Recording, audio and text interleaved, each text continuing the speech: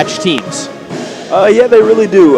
Both teams are sadly at the bottom of the conference with 3-9 record, but they do look pretty even. The last game they played wasn't too even, however. The Pacers at all. took that one 84-41, but hopefully this game will definitely be played a lot better.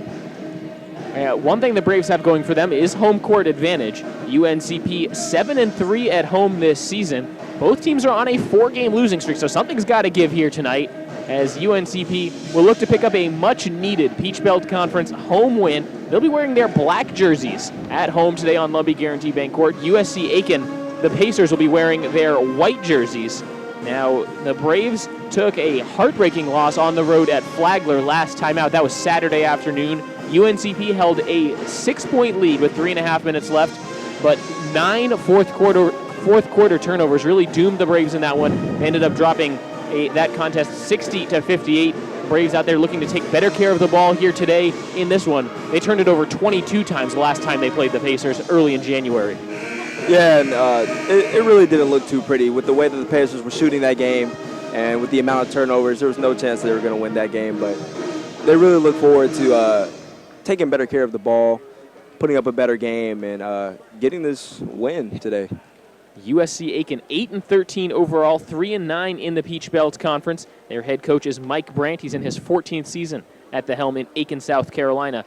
UNCP 8-11 overall, 3-9 in the Peach Belt Conference. We mentioned both teams on a 4-game losing streak. And the UNCP head coach is John Haskins. He's in his 12th season, looking for his 150th win as the head coach of the UNCP women's team.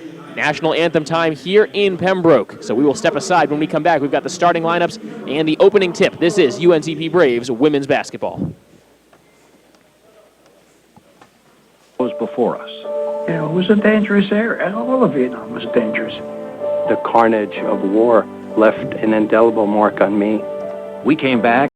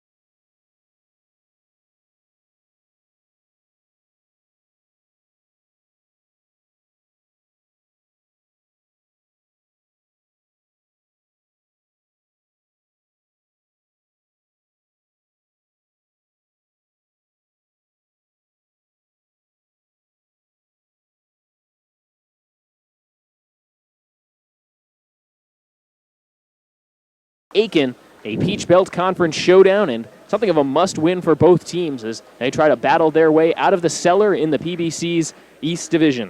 Good evening once again. I'm Cameron Songer, joined again by Bryant Reed. Starting lineups being introduced for both teams. Let's get them to you right now, starting with the visiting USC Aiken Pacers, who will be wearing white this evening as the Braves hosting a blackout on Lumbee Guaranty Bank Court. Starting lineups look like this for the Pacers. Number 12, Jasmine Coach, a junior guard from North Augusta, South Carolina. Out there with number 15, Aubrey Lucasco, a freshman guard from Pickerington, Ohio. She wears number 15.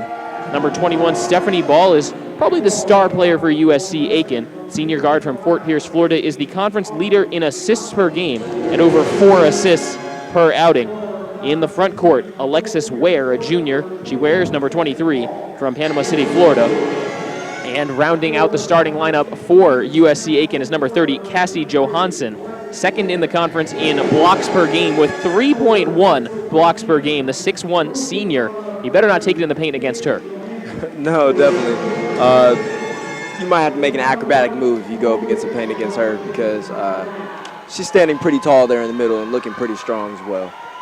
And the lights go off here in the English E. Jones Center, UNC Pembroke. Starting lineups being introduced. Going with that blackout theme, it's also Military Appreciation Night here in Pembroke. So in lieu of the usual shooting shirts for UNCP, they're wearing long sleeve gray t-shirts that say Army on them. Also see the UNCP Spirit Squad wearing camo shirts. So it's a nice atmosphere. Obviously with Fort Bragg just up the street from Pembroke, North Carolina.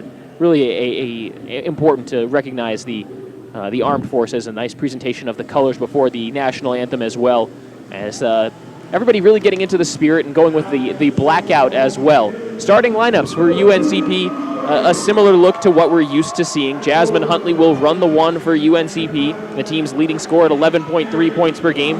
5'4" junior guard from Indian Trail, North Carolina. She wears number 13. Joining her in the backcourt, freshman guard, number 15, 5'7" from Landis, North Carolina, Avery Locklear. Also in the backcourt, kind of a swing position, 5'6" junior guard from Fayetteville, North Carolina, number 23, Erica Williams. In number 10, Robinson, the senior from Enterprise, Alabama. And then UNCP's double-double machine, junior forward from Laurinburg, North Carolina, 5'11", number 24, Janisha Monley. Now, Monley had a streak of 6 straight double-doubles. It was snapped on Saturday in the loss against Flagler, but she can put numbers on the boards very quickly. Oh yeah, there's definitely no secret that she can stuff the stat sheet. And I wouldn't be surprised if we see another double-double here today. Just trying to start a new streak. She had just one career double-double before that streak started early in January in the win against Montevallo. UNCP did win 3 straight, and then she kept the streak going when they lost 3. Now that streak is at 4. UNCP breaks their huddle, starting lineups, taking the floor. UNCP will be going from left to right across Lumbee Guaranty Bank Court. The Braves in their black jerseys with gold lettering that says UNC Pembroke across the front, gold numbers. And the shorts just plain black. USC Aiken white jerseys with maroon letters and numbers with a nice little navy blue trim. It says Pacers across the front. Mary Robinson set to jump in the center circle against Cassie Johansson. 10 minutes on the first quarter game clock. Official puts the ball up in the air. It's controlled by the Pacers, and we are underway. Handed off to the point guard for USC Aiken. Running the floor is Lucasco. Pass up top, picking up the dribble ball. She just got inside the arc. Pass to the left wing. Now on the left side, Ware keeps her dribble alive, dribbles to the top of the key, throws it to the right elbow, now down low. Coach posting up against Locklear, gets to the basket, puts up the shot, no good. Monley there, she grabs the rebound. One and done for the Pacers on their first trip down the floor. Here comes Huntley pushing the tempo. Gets inside the arc, dribbles it back out towards the right corner. Now to the right wing, she'll set up the Braves half-court offense. 30 seconds down in quarter number 1, no score. Locklear, the pass to the right side, Huntley. Huntley with the left-handed dribble back up top. Almost runs into Robinson there, has to back it back out. Braves have 10 to shoot. UNCP getting set for one more half-court set. Locklear on the right side, 5 to shoot. Robinson straight away, 3 to shoot. Back over to Locklear. Looking down low for Monley, and she makes the catch, but the shot clock expires. Locklear's got to put that shot up there. Yeah, she doesn't have to. She has to. That was just a bad clock awareness by the Braves. So a turnover on UNCP's first possession.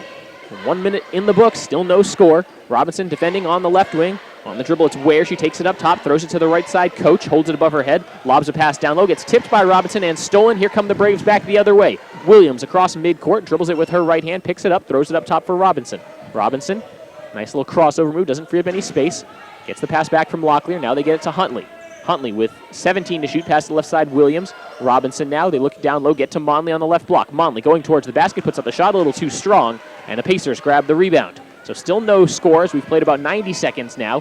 Dribble up top, the pass to the left corner, open, 3, Lucasco, nothing but net. Aubrey Lucasco is the conference leader in three-point percentage, and she has the game's first points. 3-0 USC Aiken, 8:18 remaining in the first quarter. Huntley down the left wing, hands it off for Williams. Gets a screen from Robinson, pass to the right side, Locklear. Locklear throws it up top for Monley. Monley looking for somebody, can't get it. Throws it to the left side. Now over to Locklear on the right wing. Locklear holds. Up top for Robinson, left side Williams. Gets the screen, 7 to shoot.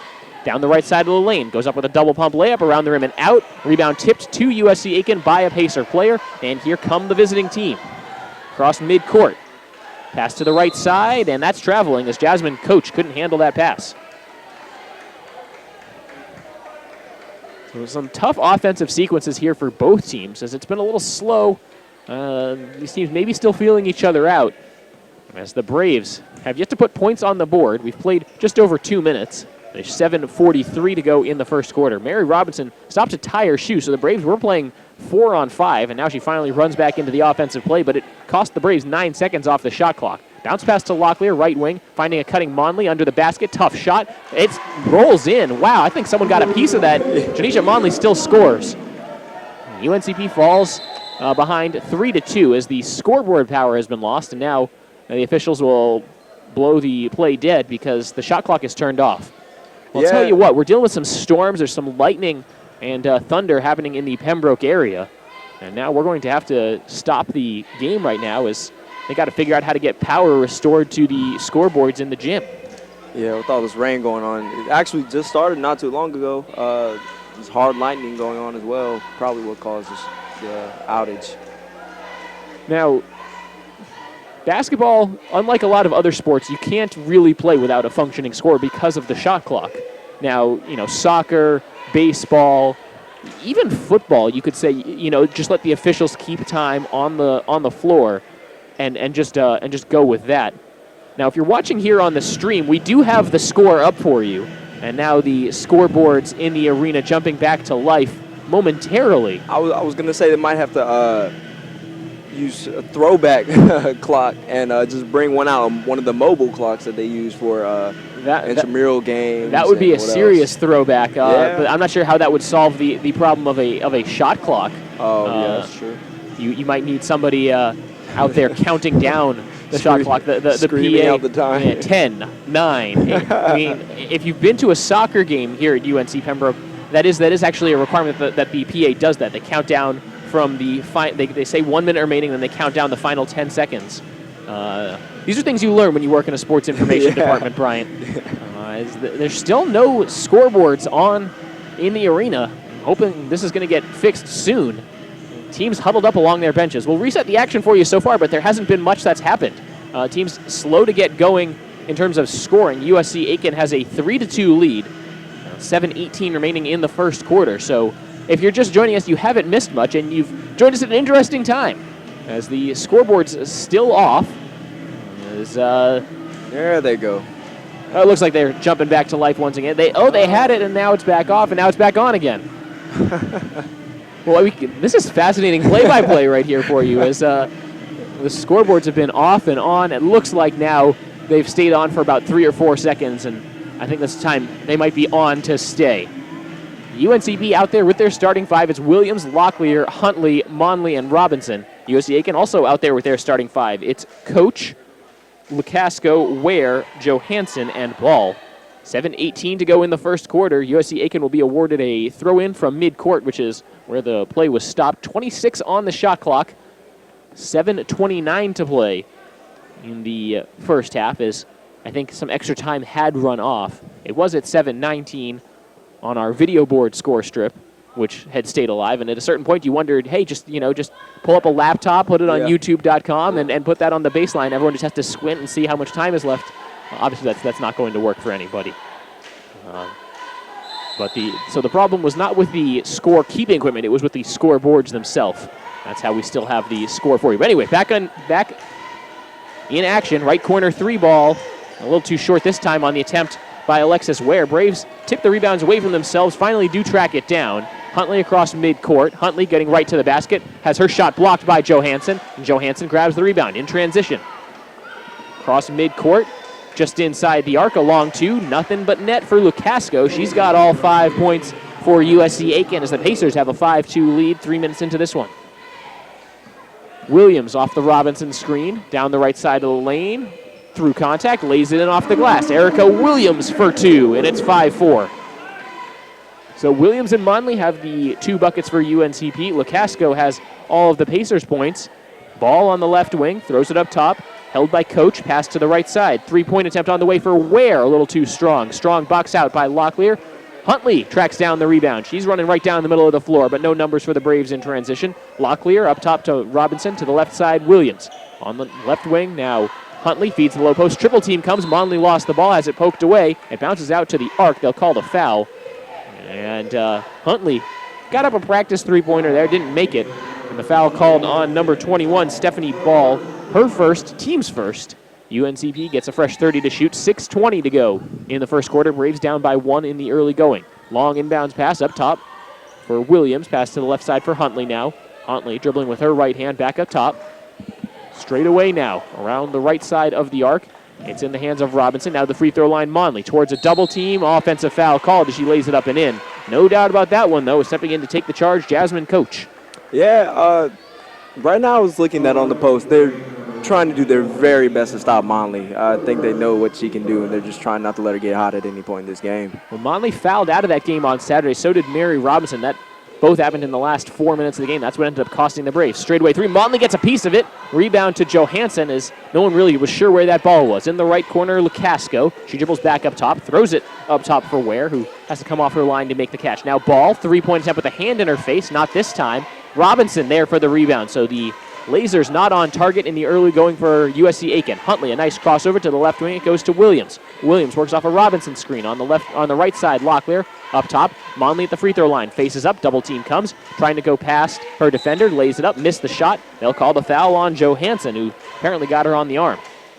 Yeah, it didn't look like too much of a foul, but Johansson's liable for a block at any time. It looked like that time she just brought her hands down, got a little bit of the arm. Well, she's already got 1 block in this game, bringing her season total to 66. This is game number 22 on the season for USC Aiken. That is an impressive tally. Janisha Monley at the free throw line for 2 for UNCP. Gets the kind home court roll on the first free throw. Knots up the score at 5 apiece. We've got 5.5 minutes remaining in the first quarter. 1 more free throw for Janisha Monley. 64% free throw shooter on the season. Lines up the second free throw. Nice backspin. Gets it to fall. That one much more up here, and the Braves have their first lead at 6-5. Across midcourt come the Pacers down the right wing. Throwing up top, it's Coach. To the left side, it goes to Ware. Ware holds, hands it off Lacasco. Lacasco calling for a Johansson screen, uses it, steps behind the arc. The Braves switch off. Pass up top, 15 to shoot for the Pacers. Lacasco, left wing 3 ball around the rim and out. Monley with the strong defense, avoided picking up her second foul. Williams the rebound for UNCP. Pass to the left side, Huntley gets past the defender, driving baseline. Reverse layup, good, off the glass. Jasmine Huntley for 2. 8-5 Braves halfway through the first quarter. To the left wing as the Pacers not wasting any time coming back on offense. Ware throws it up top for Ball. Ball dribbles to the right side, throws it to Lacasco. Lacasco working off a screen, retreats on the dribble, takes it back towards midcourt, bounces it to Johansson. To the left side, Ball. Ball with 13 to shoot, dribbling up top. Fires an overhead pass to the left side. Nearly out of bounds was Ware, throws it back up top. 3-point attempt, Ball. Knocks it down. Stephanie Ball for 3, and that knots up the score at 8. 4.5 minutes remaining in the first quarter. USC Aiken has taken an awful lot of 3-pointers here in the first 5.5 minutes. Pass to the right side, Locklear. Locklear to the elbow, pulls up. Tried to bank it in, couldn't do it as that one was a little short. Here come the Pacers looking for the lead once again. In transition, the pass to Lacasco on the right wing. Now to the right corner, long to Johansson, not this time. Offensive rebound for Coach, throws it back outside Lacasco. Tees up a triple from straight away, short and no good. Rebound bouncing around. Robinson emerges with the ball and is poked away from her. Ball gets the steal. 4-on-2 break for USC Aiken. Right wing, a long 2 for Jasmine Coach around the rim and out. And Mary Robinson gets back into the play, grabs the defensive rebound for the Braves. The amount of shots that the Pacers have taken outside of the paint is just crazy to me. It seems like every shot they've taken has just been mid to long range jump shot. And fast shots as well. Yeah. Robinson on the left wing, 13 to shoot for UNCP. Monley hands off for Erica Williams. They bounce it down low for Monley. It gets poked away from her, stolen by Johansson. And the Pacers slow up their pace. They throw it up ahead to Johansson. She gets tripped up as she goes up for the shot, but they'll say she traveled. Nice defense by Erica Williams to sneak in on the weak side. Might have gotten a piece of it, doesn't matter. As we go to a timeout on the floor. 3:25 to play in the first quarter. We're all tied up at 8 on the Braves Broadcast Network. Who might do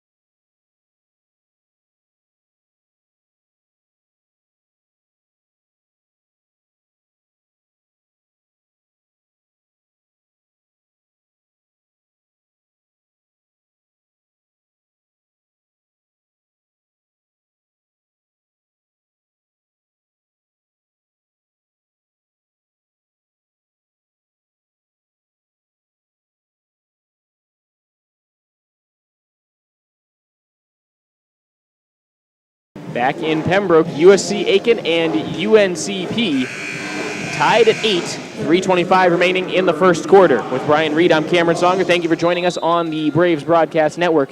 UNCP looking to avenge an earlier loss to the Pacers, 84-41. That came in the first week of January.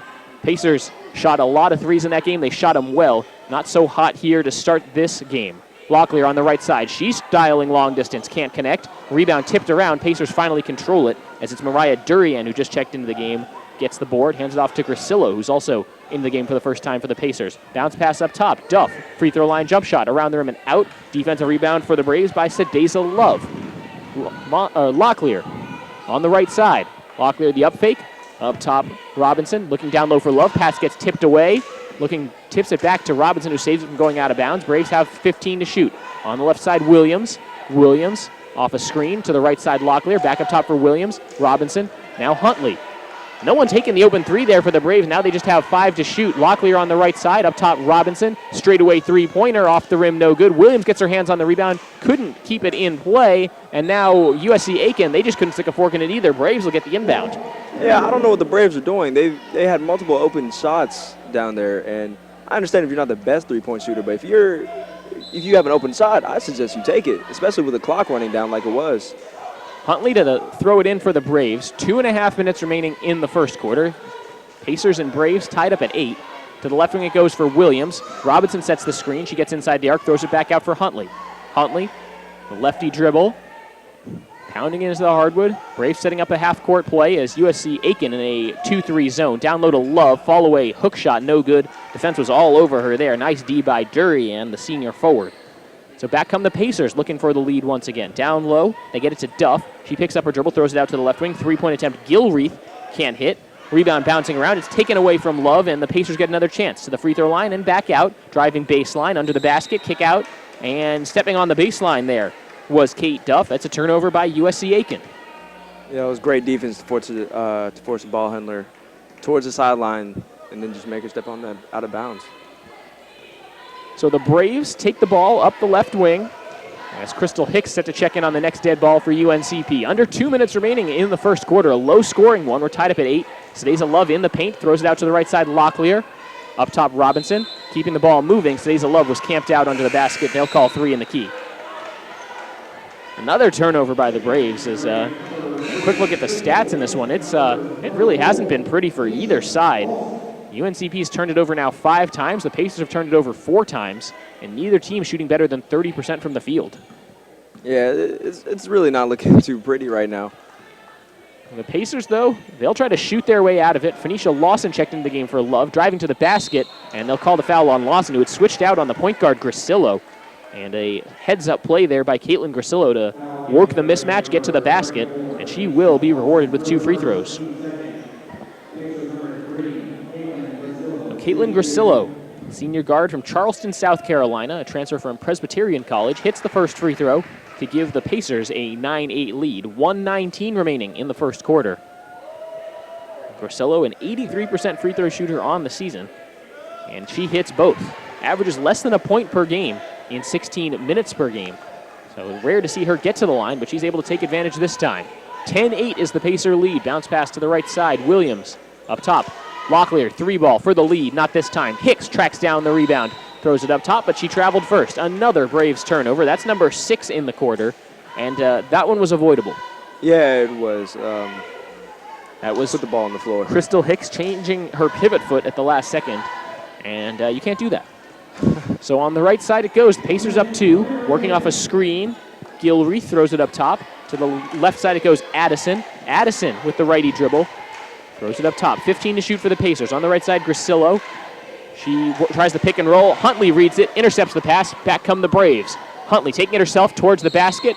Puts up the shot. Blocking foul called as trying to take the charge at the last second there. That was number 22, Duff, and no doubt about that, her feet were not set. Yeah, she just tried to lean into her to get the call, but as a defender, I think you just got to let that happen. But by Huntley, that was a great steal that she had. Yeah, the switch was made there by UNCP defensively as Huntley knocks down the first free throw. So Huntley was guarding the taller player, and the pass wasn't high enough to get it out of the reach of Jasmine Huntley. As Jasmine Huntley They call her tiny for good reason. She's 5'4". One more free throw for Huntley as she ties up the game at 10. 42.7 seconds left in the first quarter as the Pacers get moving here on offense. On the right side, it's Gilreath. Gets rid of it to Duff. Left side now, Addison. Addison throws it up top for Durian. Durian holds it above her head. 15 to shoot now for the Pacers. Here's Grisillo. Grisillo, the pass to the left side. Three-point attempt coming up. Gilreath, nothing but net. Carly Gilreath, another triple for USC Aiken. They take a 13-10 lead. Under 15 seconds remaining. Huntley across midcourt, down to 10 seconds left. Bounce pass to Locklear on the right side. 5 seconds, Braves down 3. Williams on the left wing. Ball gets kicked out of bounds. Last touched by Grisillo of the Pacers. Braves will throw it in with 2.9 seconds left in the first quarter. Williams to trigger. Finds Huntley straight away. Huntley a couple dribbles. Floater from just inside the arc, around the rim and out. And the first quarter comes to an end. USC Aiken has 13. UNC Pembroke has 10. You're listening to UNCP Braves women's basketball on the Braves Broadcast Network.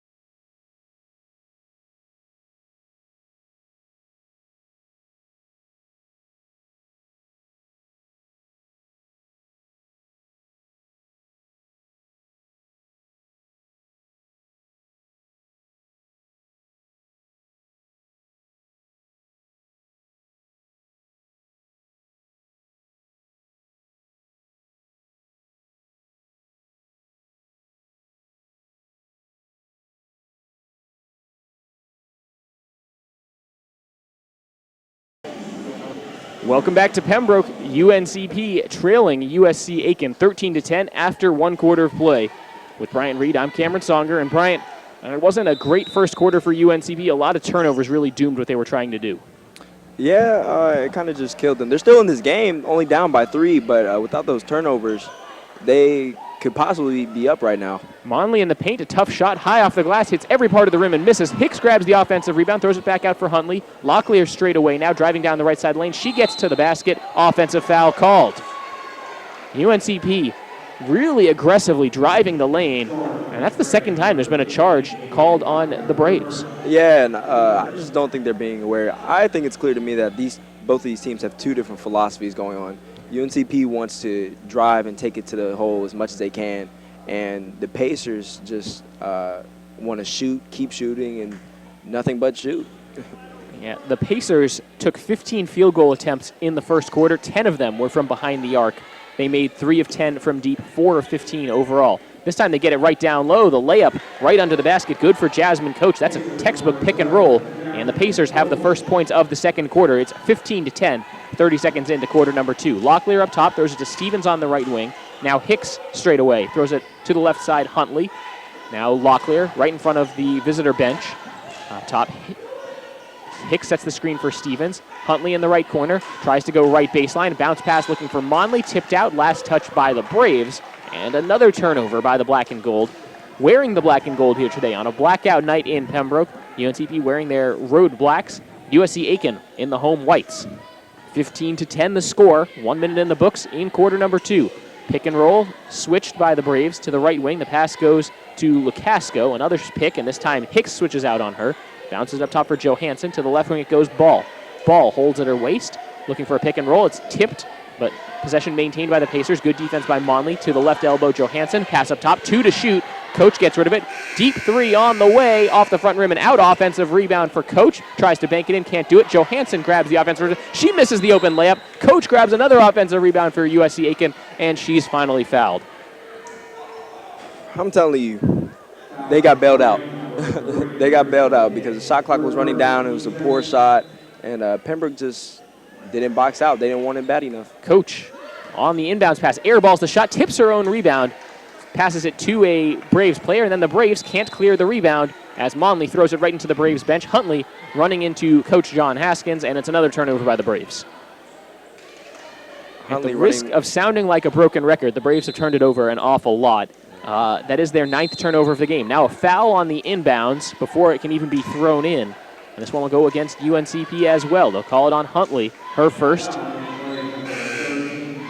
Huntley running to the bench kind of made me think about when Shaq played for the Suns, and he ran to the bench and the Red Sea just parted. This was complete opposite of that. It just caught her like it was easy. John Haskins just giving her a big hug. Yeah. So it's already the 3rd team foul on the Braves here in the 2nd quarter. We haven't played 2 minutes yet. Pacers up by 5. Up top, Johansson. To the left wing, it goes to Ball. Ball gets the screen, dribbles up top, throws it to the right side, Lukasco. Back up top, Ball is wide open, straightaway 3, yes. As Aubrey Lukasco, the conference's leading three-point shooter by percentage at 45% from behind the arc. That's her 2nd in this one, and it pushes the Aiken lead to 18-10. Right side, Stevens. She tries to respond with a 3. Can't do it. Rebound controlled by the Pacers. Just a hair over 7.5 minutes remaining in the first half. Down the right wing, it's Ball. Throws it up top. They work it on the perimeter from right to left. Holding over her head, Lukasco. Lukasco gets the screen. Dribbling with her right hand. Bounces it to Johansson. Down low. Coach has good position. Throws it back out for Ball. 13 to shoot. Deep 3. Ball. Front rim and out. Locklear the rebound for the Braves. Here come the black and gold going from left to right across Lumbee Guaranty Bank Court. Locklear throws it to the right side. Hicks down low for Monley on the right side of the lane. Up top, Stevens is wide open for 3. Not this time, and the long rebound bounces out of bounds. No one touched it, so it's Pacer basketball. UNCP, and they can't buy a long-range shot, and they can't seem to maintain possession of the ball either. The Braves 0 of 4 from behind the arc. They're shooting just 21% in the ball game. USC Aiken, it's taken them a while to heat up from the field, as they're just at about 30% from both the field and behind the arc. Up top, Johansson, pass to the right side, Ball. Double team comes, she dribbles around it to the left elbow, Coach. Back outside, Ball is wide open for 3, and she connects once again. Timeout, Braves, as John Haskins, you would hope he told his players to guard her on that perimeter, but the timeout on the floor becomes a full media timeout. 6:46 remaining in the 2nd quarter. USC Aiken threatening to run away. They lead 21-10. He has an overbite.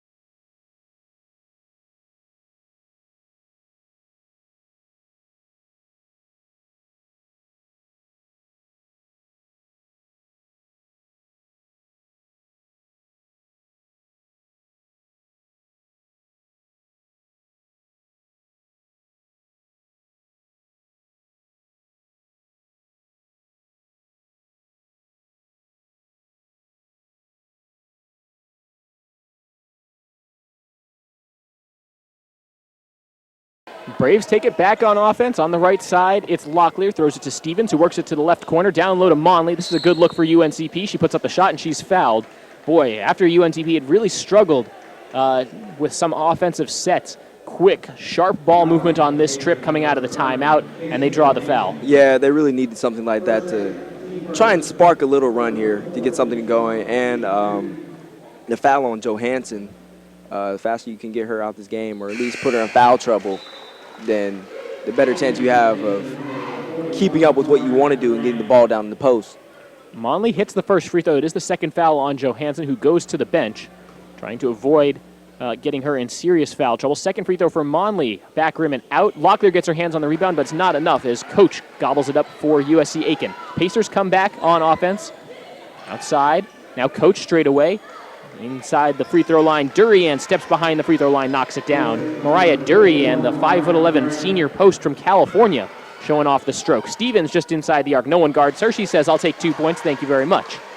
Deficit back down to 10 for the Braves, and here comes the scoring for both teams. On the right wing, Durian, she's open. Airballs the shot. Locklear wasn't ready for the rebound. It bounces off of her hands, out of bounds. Pacers ball. Yeah, somebody from the Braves team has got to grab a rebound. The ball just keeps getting battered around in the air. USC Aiken controlling the glass right now. Total rebounds 16 to 13 in favor of the visitors from Aiken, South Carolina. Bounce pass near the baseline. Trouble for the Pacers as Ball calmly dribbles it back outside the arc. 20 to shoot as the shot clock didn't reset. Top of the key, hands it off for Durian. Durian, the pass to the right wing. This is Duff. To the left side. 3-point attempt for Ball. She's feeling it, and she gets another one. Boy, Stephanie Ball pouring in 3 after 3. She's got 9 points, and the Pacers doubling up the Braves right now. It's 26-13, 5.5 minutes to play in this one. Williams up top with the right hand, throws it to the right side, Stevens. Hicks straight away, throws it to the free throw line. Monley gets to work, throws it outside. 3-point attempt, Stevens. Good. Ebony Stevens from downtown. Stevens is coming to this game just throwing up shots. And what started out cold and now looking like she's getting on fire. So Stevens has 5. Ball has 12, as they were a little late to put some points on the board from her on that last trip. She's going against Monley, driving to the lane, puts up the floater around the rim and good, and she can't miss. Stephanie Ball has another one. She averages just 9 points a game. She's got 14 halfway through the second quarter. She could be in for a special night. It's Pritchard between the legs dribble, throws it to Hicks, now to the left wing, Williams. To the left corner, Pritchard. Her toes were on the arc, missed the shot anyway. Long rebound to the waiting arms of Stephanie Ball. Ball, the long pass up ahead, Lukasco, just inside the arc, picks up her dribble, finds Ball up at the top of the key, fakes the pass one way, goes to the pass to her left. Here's Ware, hands it off Lukasco. Lukasco works off a screen. Durian up top. Durian holds, finds Lukasco on the left wing. Looking for a cutter, 10 to shoot for USC Aiken. Picks up her dribble, bounce pass up top. Tipped and poked away by UNCP, but they will call the foul. LaShonda Pritchard tripped up Jasmine Coach as she tried to make that catch. That's the 4th team foul on UNCP here in the second quarter. They're out of fouls to give. 4:26 to go in the second quarter. It's 28-16 Pacers. Substitution for the Pacers as Coach goes to the bench and Carly Gilreath into the game. Inbounds pass, layup good, but they'll call the foul first. Is this on the offense or the defense? That was a great play to free up Alexis Ware for the layup. And the foul called on Crystal Hicks. So I suppose it prevents a layup, but instead it gives USC Aiken 2 free throws, as that is a bonus situation taking effect for USC Aiken, the 15th foul by the Braves. Yeah, and out of all people, right now, I don't think Ball is the one that you want to shoot these free throws. Trying to keep the ball out of her hands, I guess, as she lines up the first free throw and knocks it in, nothing but net. Stephanie Ball, a 64% free throw shooter, a 35% three-point shooter, and she is blowing those numbers out of the water here tonight. So you look at her numbers for the game. That's her first free throw. She's 4 of 7 from deep in the ball game. Leads all scorers with 15. They get 16 points as she makes both. 30-16, USC Aiken leads the Braves. Williams hands it off for Locklear. Pritchard is in her way. He throws it to the right side, Stevens. Back up top for Pritchard. Pritchard driving down the left side of the lane, leaves it for Williams. Williams down the middle of the lane. She gets bumped. Shot was blocked, but they'll call the foul on the floor before the shot. Yeah, and that was just like, that was just a nice, strong take. The Braves need some more of that, trying to get to the basket, especially with USC Aiken's rim protector, Cassie Johansson, on the bench with 2 fouls. So Williams will go to the bench, and Jasmine Huntley right back into the action for UNCP. There's 4:13 to go. Braves down by 14 here in the second quarter. Stevens on the right wing. Fake the pass, hands it off for Huntley as the Braves have 25 to shoot. They'll set up a half-court offense. Locklear off the screen, but the Pacers are in a 2-3 zone on defense. Down low for Monley, tries to spin past her defender. Ball gets poked away, but Monley chases it down. Pritchard up top, finds a teammate. Left corner 3, Locklear, no good. Yes, good. Wow. Around the rim, off the backboard and down. Avery Locklear, I thought that one was out, and it crawled back in. 30-19, the Pacers have the lead. The pass up top for Gilreath. Gilreath gets tightly guarded by Pritchard. Crossover, step back 3, around the rim and out. Rebound controlled by Huntley. She wants to run. Down the near wing. Huntley down the right side of the lane, goes up through contact, knocks down the shot. Jasmine Huntley for 2, and the Braves are back within single digits. 30-21, 3.5 minutes remaining in the second quarter. To the left side, Ware holding, dials long distance, not this time. Rebound bouncing around. Braves have it after a strong effort by Gilreath to try to get the offensive rebound, but she couldn't do it. Huntley across the floor, stepping through the defense, puts up a floater around the rim and out. Monley offensive rebound and lays it in for 2. Janisha Monley crashes the offensive board and is rewarded with 2 points. Timeout Pacers, as the Braves have just exploded on a 7-0 run. Yeah, and that was a nice, strong rebound by Monley to go back up and drop the 2. But 30-second timeout, so we'll keep it here. As the Braves, I'm not sure anything really changed with their approach. They've been trying to get to the basket. They've been trying to, work the ball around and get a good look. The difference is they didn't turn it over in the first 10 seconds of the shot clock, something they had been doing an awful lot in the first half of this second quarter. Yeah, definitely. We all know turnovers hurt, and if you can just hold the ball, do what you want to do, drive the lane for the Braves, and I know for Huntley, create that contact that she likes so much. And you've got 2 points and possibly a foul. So under 3 minutes to go in the second quarter as the teams break their huddles. Aiken up by 7. Up top, the dribble by Ware. Ware throws it to Durian. Durian holds, throws it to the right side. Ball. Tight defense on her. Braves don't want to let her get another open 3. Leaves it for Lukasco, who dials long distance. She can't hit. Rebound controlled by Monley. Monley hands it off for Huntley. Back come the Braves. Bounce pass to the middle. What a look. Pritchard tries the reverse layup. Can't do it. A crazy bounce pass from Huntley. The Braves not able to finish the highlight play. Up top. Good up fake. Driving to the lane. Locklear tried to step in and take the charge. No whistle either way. Layup missed by Ware. Braves grab the rebound. Stevens pass to the right side. Huntley. Huntley working her way inside. Through contact. Missed the shot. Offensive rebound. Monley goes up with the second chance. Can't do it. And this time the Pacers will slow it up. 2 minutes remaining in quarter number 2. Down the right wing. Nice crossover. Inside. Ball right to the basket. Missed the shot. Got her hands on the rebound. Couldn't finish it. And now it's a rebound for Stevens as Ball tried to poke it away from her. Braves take a deep breath. They'll set up their half-court offense.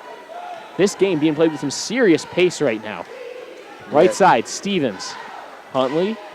Pritchard up top. 3-point attempt, Stevens. As Huntley set the screen, she was knocked over by Lukasco. A nice little off-ball pin-down screen from Jasmine Huntley. She draws the foul. This is not a shooting foul because she wasn't the one who was shooting. Yeah, and I'm actually glad that ended up being a foul because that ball didn't look too pretty. It was a deep 3 for Ebony Stevens, and it didn't hit anything. It was an air ball. It was destined to go out of bounds. So the Braves get another chance.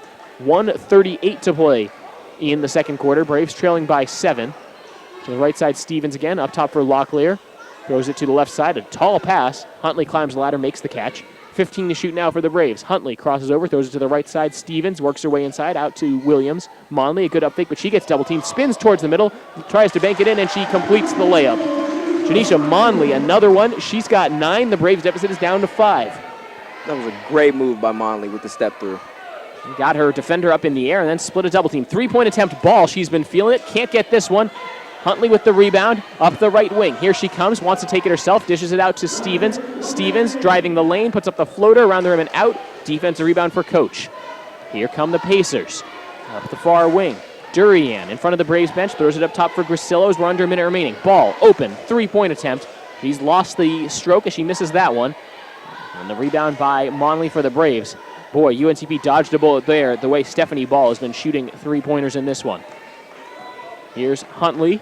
The Braves have 33 seconds left in the quarter, 16 to shoot. Up top for Locklear. She tries a 3 from straight away. Back rim, no good. Long rebound for Huntley. Huntley works her way inside, goes up through contact, tries to bank it in, no good. Williams gets clobbered as she grabs the offensive rebound. It's the 4th foul by the Pacers, and they're out of fouls to give now. The Braves will throw it in, and they can hold for the last shot.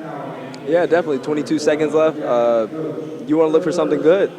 You don't want to rush anything. You don't want a bad shot. Pass the ball around, get an open shot, or drive the lane, get an open layup. Simple as that. Go into this half down by down by 3 or 4, and you're good. Mary Robinson checks in, sending Erica Williams to the bench. Braves out there with Locklear, Huntley, Monley, and Stevens. 17 to shoot for UNCP as the Pacers also making a substitution. Tiffany Addison comes in for a little extra defense instead of Stephanie Ball. 10 seconds as Huntley's got to go on the right side, throws it over to Stevens, back to Huntley. Huntley from up top, 5 seconds left, leaves it for Locklear. Locklear to the right side, Stevens looking for Monley. Monley with 2 seconds left. Robinson, right wing three at the horn, no good. That was a good-looking shot for Mary Robinson off the back rim and out, and the first half has come to a close. 30-25 is your halftime score. 20 minutes in the books, 20 minutes to go as the Braves and Pacers go to the locker room. We will step aside here on the broadcast. When we come back, it's the UNCP Braves halftime report.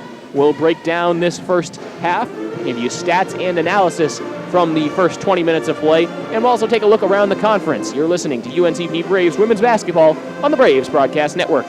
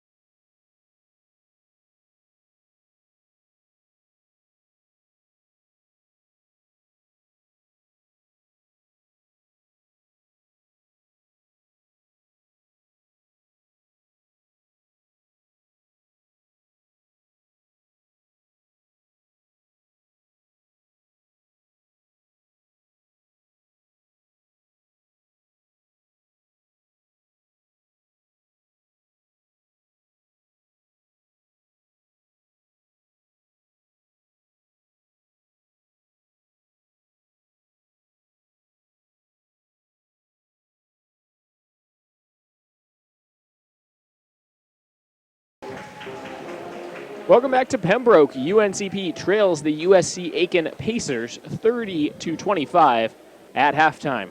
With Bryant Reed, I'm Cameron Songer. This is the UNCP Braves halftime report. As the story in this one, USC Aiken bombs away from behind the arc. They took 34 field goal attempts, and 20 of them were from behind the three-point arc. A big number of those from Stephanie Ball. She leads all scorers. She made 4 of 9 from deep, 16 points, as the Braves gave her an awful lot of open looks. Oh, yeah.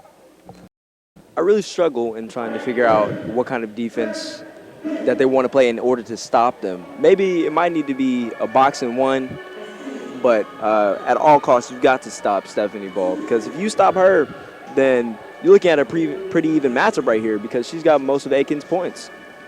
Yeah, 16 of the team's 30. The Braves have had a much more balanced offensive attack. Janisha Monley leading the way with 9 points. Huntley has 6, Locklear with 3, Williams with 2, and Stevens with 5 off the bench. That is all of the Braves' bench scoring, as they trail in bench points 7-5. USC Aiken and the Braves are even in fast break points, 2-2. The second chance points, a slight edge for the Pacers, 3-2 there. Braves dominating in the paint. That's because USC Aiken has just 2 points in the paint in the first 20 minutes of action, 8-2 there. Pacers did force 9 Braves turnovers, converted into 7 points. Braves forced 5 Pacer turnovers, turned it into 4 points. That was the other problem for UNCP when they dug that hole for themselves. They just weren't getting shots at all, let alone good shots, because they turned it over at one point a couple times in a row, 3, maybe 4 possessions out of about 5 or 6. Yeah, and other than just turnovers, they were also running the shot clock down to about 5 seconds or less, which means that they had to put up a bad forced shot that wasn't the look that they wanted. So they've really got to be more aware and take care of the ball a little bit more in this next half. They did a good job of taking care of the ball. Second quarter, a lot better than first quarter, and that's why we are where we are now with them only down by 5. But if they just keep that up for the rest of the game, then I think they're in good hands. Yeah, UNCP, the field goal shooting at first was slow. Both teams, in fact, it really took a while for both offenses to get into a rhythm. Pacers shot under 30% from the field in that first half. They were just 29.4%, actually 30 and even 30% from deep, 6 of 20. Braves, a little bit more reasonable numbers, 30% from the field, but 22% from behind the arc. Has this been kind of a defensive struggle? Yeah, it really has been. I think Aiken's kind of got it figured out in playing the 2-3 to really just stop the drives by Pembroke. But Stevens came in there and she started putting up shot after shot, and they started knocking them down. But for the Braves, they figured most of it out. If they can just figure out how to guard Ball and stop her from doing whatever she wants, then, like I said earlier, they're in good hands if they got everything figured out. And they should come up with the win, if barring that they stop her from scoring another 16 second half. No kidding. As Stephanie Ball, a good scorer, but not a great scorer. In fact, known a lot more for her passing. The conference's leading assister at 4.3 assists per game. And like I said, she averages just 9 points a game. She had 14 halfway through the second quarter. And finished the first half with 16. Started to cool off there at the end. The other key thing to watch for USC Aiken, Cassie Johansson, the conference's second in the conference in blocked shots, on the bench for much of that second quarter with 2 fouls. If the Braves can keep her from being a factor, that would certainly help, as that was something that actually happened in the first game between these two teams. Ultimately didn't matter because the Pacers shot the freaking lights out in the first meeting between these two teams, made 14 threes in the game, 14 of 29 from behind the arc in that one, and ran the Braves out of the gym. This is not looking like a repeat performance here tonight, as the Braves are hanging a little bit tougher, forcing some missed shots by USC Aiken, but they've shown they can make contested threes as well. Yeah, definitely, and they're not afraid to take them. They can make them, but they're also not afraid to take them. There's been multiple times you have Braves running at you, and they'll just go ahead and say, why not? Put up the shot, and it'll go in. Sometimes it won't go in, but that confidence is really key in success to why they're shooting so well that they have been shooting. It's the reason why they have 2 out of 5 of the top 3-point percentage players in the conference. They shoot the ball really well. There's really no two ways about it. As we take a look at some of the other stats in this one, steals were even at 2 apiece. Braves had 6 assists on 9 made field goals. Pacers had 8 assists on 10 made field goals. So not a lot of ISO basketball going on. Some really good ball movement for both teams. And you've got to like the way Janisha Monley, her double-double streak was broken last time out. Didn't phase her. She's right back to work here today and on pace for yet another double-double. 9 points and 6 rebounds in the first half for Monley, who's one of the top rebounders in the conference at over 8.5 rebounds per game, which is 7th in the conference, 11.2 points per game, which is good. But her field goal shooting, which has been a little bit up and down at times. Monley was 9 of 13 from the field on Saturday against Flagler, which is pretty darn good. In the first half, she was 3 of 6. She shoots 51% from the field on the season, so her shooting right around 50% for a game is certainly not out of the question, and she will probably try to keep it going. They'll try to keep getting it to her, I assume, down low throughout the remaining 2 quarters. Yeah, definitely. Monley's their bread and butter. Monley's who they go to when they're in dire need of points. Whenever they need anything, they go to Monley and Huntley. But this game, they've just they want to focus everything down low. Want to keep feeding the paint, and with Johansson with 2 fouls, I would recommend that they keep going down there, see what they can do. Johansson will be tough to deal with, but if they can get her maybe 3 fouls early few minutes to start it off, going right back to the bench, and she's got to fight through 2 fouls for the rest of the game. And the Braves have a pretty solid back or front court that I believe that they can score. Rebounding, as we take a look at what a lot of coaches will tell you might be the most important stat of any game. 24-20, the Braves have an edge there. 7 offensive rebounds for each team, but that I think is also deceptive because USC Aiken had, I think they got all 7 of those offensive rebounds in 2 possessions, it seems. They had 1 or 2 possessions where they grabbed multiple offensive rebounds on one trip, and it was, I don't want to call them cheap ones, but it was somebody getting under the basket, missing a shot, getting their own rebound, missing the shot, getting their own rebound. Suddenly, it's really easy to tally offensive rebounds when you're doing that. So you take away some of those, and the Braves suddenly have solved, well, I don't want to say solved, but they've come close to solving the opposing offensive rebound problem. Yeah, definitely. Box out. Box out. That's all you really have to do. Box out and get your hands on the ball, grab the ball, turn around, look for an outlet pass. It's really not that hard, but you can't just do that much ball watching as they were doing when the ball just went up from the 3-point line, and it looked like they almost were just expecting it to go in. And I mean, with this Pacers team, why wouldn't you expect it to go in?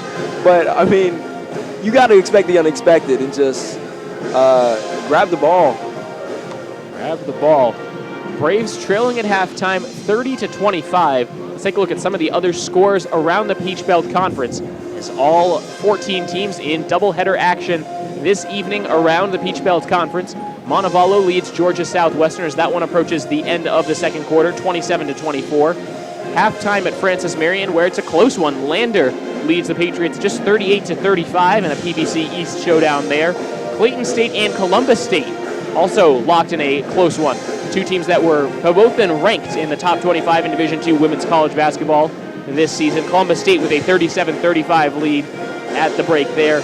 And Augusta all over Georgia College at halftime there, 40-25, as Augusta dominating the Georgia College Bobcats. Just about a minute or so here from getting started in the third quarter. This has been the UNCP Braves halftime report. Don't go anywhere. Third quarter coming up next on the Braves Broadcast Network. UNCP trailing the Pacers of USC Aiken by just 5 points.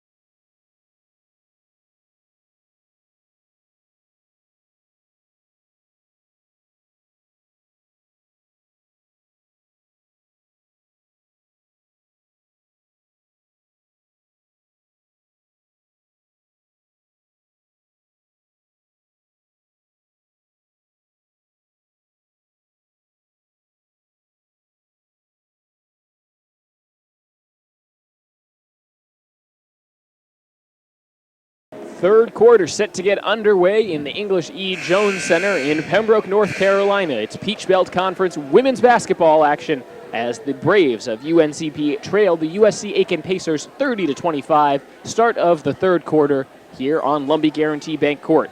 Thank you for joining us. With Brian Reed, I'm Cameron Songer. As the Pacers wearing white jerseys today as it's a blackout for the home UNCP Braves. Pacers going from left to right across Lumbee Guaranty Bank Court. They have their starting five on the floor, and the Braves respond with their starting five. It's Williams, Huntley, Monley, Locklear, and Robinson defensively for the UNCP Braves. Bounce pass to the left side. It's Stephanie Ball, the game's leading scorer. Down the right side of the lane, dish to the right corner.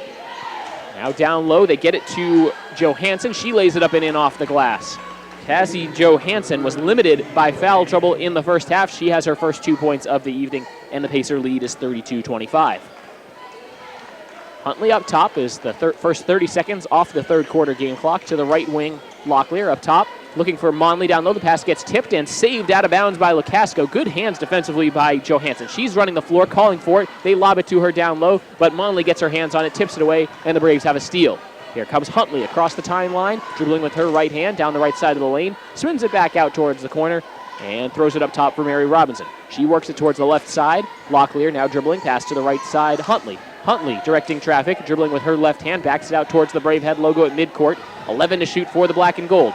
Calling for Monley, gets it to her on the right wing. 7 to shoot. Throws it up top for Robinson, now to the left wing. Huntley holds it above her head, 3 seconds left. Locklear, tough fall away jump shot as the shot clock expires. Bounces off the backboard, it didn't draw iron. That's a shot clock violation. Yeah, this is exactly what we were talking about at halftime. You got to stop letting the clock run down. Try and get a good open look instead of having to force something like that. As the Braves, that technically counts as a turnover, their 11th turnover of the ball game. Now back up top. The Pacers work it down low in the middle of the lane. Coach dishes it outside. Lukasco on the left wing. Gets a Johansson screen. The Braves switch it off. Bounce pass to the elbow. They lob it down low for Johansson. It's a little too tall. And she is tall. Cassie Johansson listed at 6'1". That one a little too tall even for her. Yeah, and that's actually pretty surprising. I'm surprised he didn't reach that one. But Williams was playing good defense down low. So after the out of bounds, the Braves come back the other way. They pass it around the perimeter from right to left. Williams, the pass to the left wing, gets it to Huntley. Now down low for Monley. Hop steps through a double team, missed the shot. Johansson with a tough rebound in traffic. Pacers come back on offense, pushing the tempo. Ball on the right wing. Steps back, frees up some space, doesn't take the shot. Pass to the left side, left corner. Good up fake by Alexis Ware, doesn't take the shot. Now between the legs dribble for Lukasco, working off a coach screen. 15 to shoot, bounce pass for Johansson up top. To the right side, Ball. Ball crosses over, driving right side. Lobs a pass to no one in particular near the free throw line. Pacers maintain possession, and Coach gets the ball, and Locklear fouls her. Yeah, Locklear, she wanted that steal.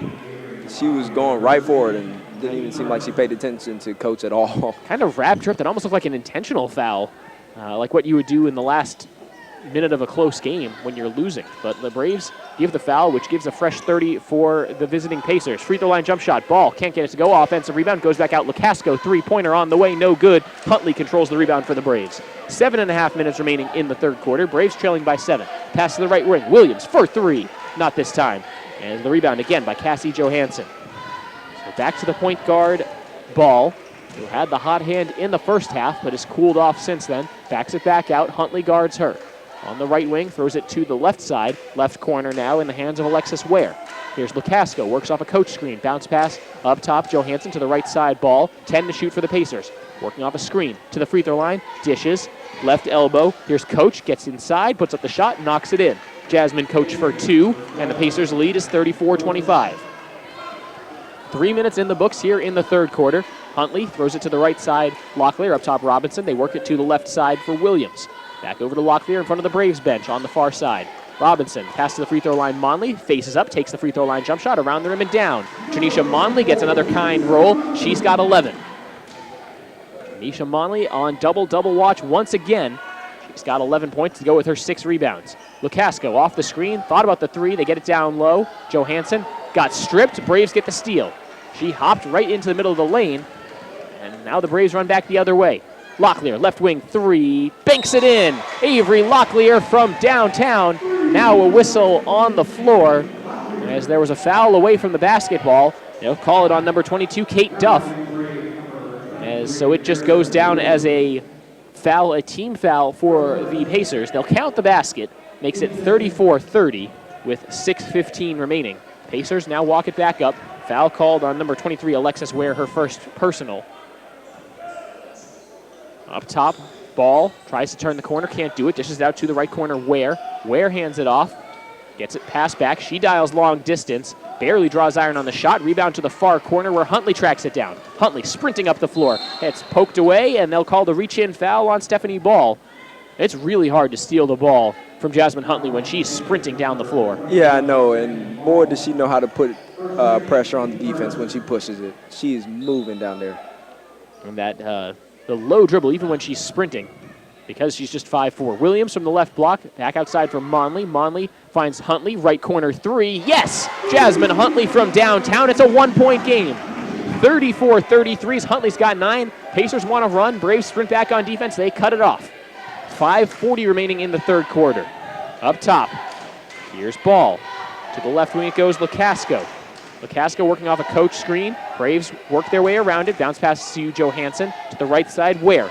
Ware, pick and roll. Coach on the left elbow. Lacasco left wing. 6 to shoot for the Pacers. Locklear closes out on her. Trying to go one-on-one behind the back dribble. Step back shot from the left wing. Around the rim and out. Rebound bouncing around. It's a held ball called as Monley got tied up with Johansson. Possession arrow favoring UNCP. Yeah, that was actually a great look by Lacasco. And to me, it seems like she's been off this game. But the Pacers seem like they're really trying to get mismatches with Johansson down low in the post. They keep running a lot of pick and rolls, trying to get the little man on her. And they can't seem to get the pass to her, though. 5 minutes remaining in the third quarter. Williams, the pass to the right side. Locklear tries to turn the corner on Durian, who just dictated the game. Can't do it. Throws it back outside. Williams over to Huntley. Huntley holding. Braves have not led for a long time in this game. Huntley backs it out towards midcourt. UNCP last led about halfway through the first quarter. This one turned over by the Braves as they tried to get it to Monley and couldn't complete the pass. Lacasco on the left wing. Holding. Picks up her dribble. Ball snaps the pass right under the basket, and Johansson gets the easy layup. There's Stephanie Ball distributing. And she is the conference leader in assists per game, and she shows you why. The great court vision. It's a 3-point Pacer lead. Locklear holding on the right side. 4:23 remaining in the third quarter. Pass to Huntley on the left side. Huntley holds, fakes the pass down low, finds Locklear up top. Locklear gets past one defender, picks up her dribble, back outside to Huntley. Now on the left side, Monley spinning into a double team, picks up her dribble. There's a whistle. They'll say she traveled as she went up with the shot. No doubt about that. She spun towards the middle and didn't see the double team coming. Yeah, I think as a coach, that's what you have to tell her to expect it. So a timeout on the floor. 4:12 remaining in the third quarter. We will take it with them. Pacers lead the Braves 36-33 on the Braves Broadcast Network.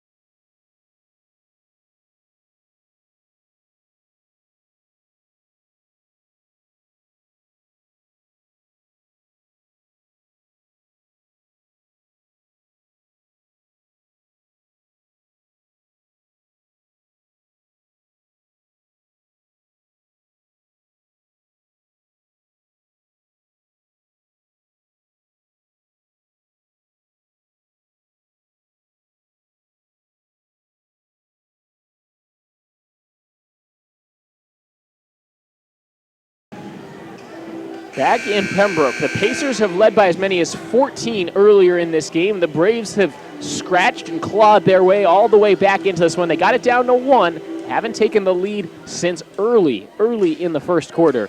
But they have it at a 3-point deficit right now. 4:12 remaining in the third quarter. 36-33, the Pacers have the lead and the basketball. With Bryant Reed, I'm Cameron Songer. Thank you for joining us on a rainy Wednesday evening in Pembroke. Up top, Lacasco throws it to the right side, held by Durian. Durian crosses over off a strong screen by Johansson. Johansson in the post picks up her dribble, throws it out to Durian. A nice up fake, gets inside. The 16-footer, no good. Huntley, the rebound in traffic, has it poked away from her. They'll call the reach-in foul. Smallest player on the floor, and she skies for the rebound. Tiny with the rebound. I like it. It's always nice to see one of the smallest players on the court getting in there and mixing it up with the post players. Number 15 for USC Aiken, Aubrey Lukasco, also listed at 5'4", but Jasmine Huntley, she plays a lot bigger than 5'4". Monley, the pass up top. Robinson for three, and the tie, yes! Mary Robinson from deep, and we're all even at 36. 3.5 minutes to play in the third quarter. The Braves have come all the way back. They were getting doubled up earlier in the first quarter. Durian up top. Goes it to the left elbow. Johansson back to the basket. Monley tried to poke it away from her. Bounces it looking for a ball, and they'll call the foul on Huntley, who apparently had a little bit of a push-off there. I don't know about that one. That was great defense. He was denying the whole way, and ball just couldn't get off. And might have been a little trip up, a little tangle, but I'm loving the defense from Huntley right now. It's Huntley's second personal, the team's third team foul, as Locklear checks into the game for UNCP. Ebony Stevens into the action for the black and gold. Fresh 30 to shoot for the Pacers. Ball, drive and kick to the right corner. Coach looking down low. They try to feed Johansson. Gets poked away from her. She gets it back. Robinson tried to reach in for the loose ball, and that time not as much doubt about the foul. Yeah, not too much. She had it at first, then just got a little hold of the arm. So it's the first on Robinson, and now the Braves out of fouls to give, as that was their fourth team foul in quarter number 3. We're still even at 36 apiece. 3 minutes remaining in the third quarter. Inbounds pass goes to Durian in the right side corner, has to get rid of it. Now a foul away from the ball, as Monley and Huntley were both there trying to keep the ball from Johansson. Who do they call this on? They'll call it on Monley, and that means free throws coming up for the Pacers. Another foul on the Braves this possession. Oh, it's on Huntley, excuse me. That's bad news for the Braves. It's the third on Huntley. Would have been just the second on Monley. Yeah, but Ball and Huntley are getting tied up down there. It's not the first time I've seen it happen either. A little pushing and shoving. These really get into it. And the refs, after just talking to them, now have to talk to Monley and Johansson about keeping your hands to each other. And now they're awarding a side out for USC Aiken. That was the 5th foul on the Braves this quarter, so it should be a 1-and-1. And the scoring table, the official scorer telling them that this should actually be a 2-shot foul here, as there's no more 1-and-1 in the women's college game. It's just a team foul bonus situation after the 5th foul, and that's, at least according to the scoreboard, the 5th team foul this quarter with 3 minutes remaining in the third quarter. So miscommunication going on by the... They still haven't awarded the sideline out of bounds. Now John Haskins wants a word with the official, and now it looks like they're going to award the sideline throw-in. So someone is wrong. Either the officials or the scoreboard in the arena is wrong, because either that wasn't the 5th foul or they should be shooting free throws. It's an extra possession, though, for the Pacers. Pass to the left side. Gilreath making the catch. Monley closes out on her. Throws it up top for Coach. Coach back to the left side. Gilreath was open, didn't take the shot. They have Johansson in the low post. They'll call the blocking foul on Avery Locklear, and she tried to spin towards the middle. And, well, you talked about Johansson. They're trying to free up Johansson for mismatches down low. I'm not sure I saw the foul on that one, though. Yeah. I didn't either. I'm trying to figure out what the refs are looking at right now, because from what I saw, the ball dribbled off of her foot, and it's just good defense by Locklear.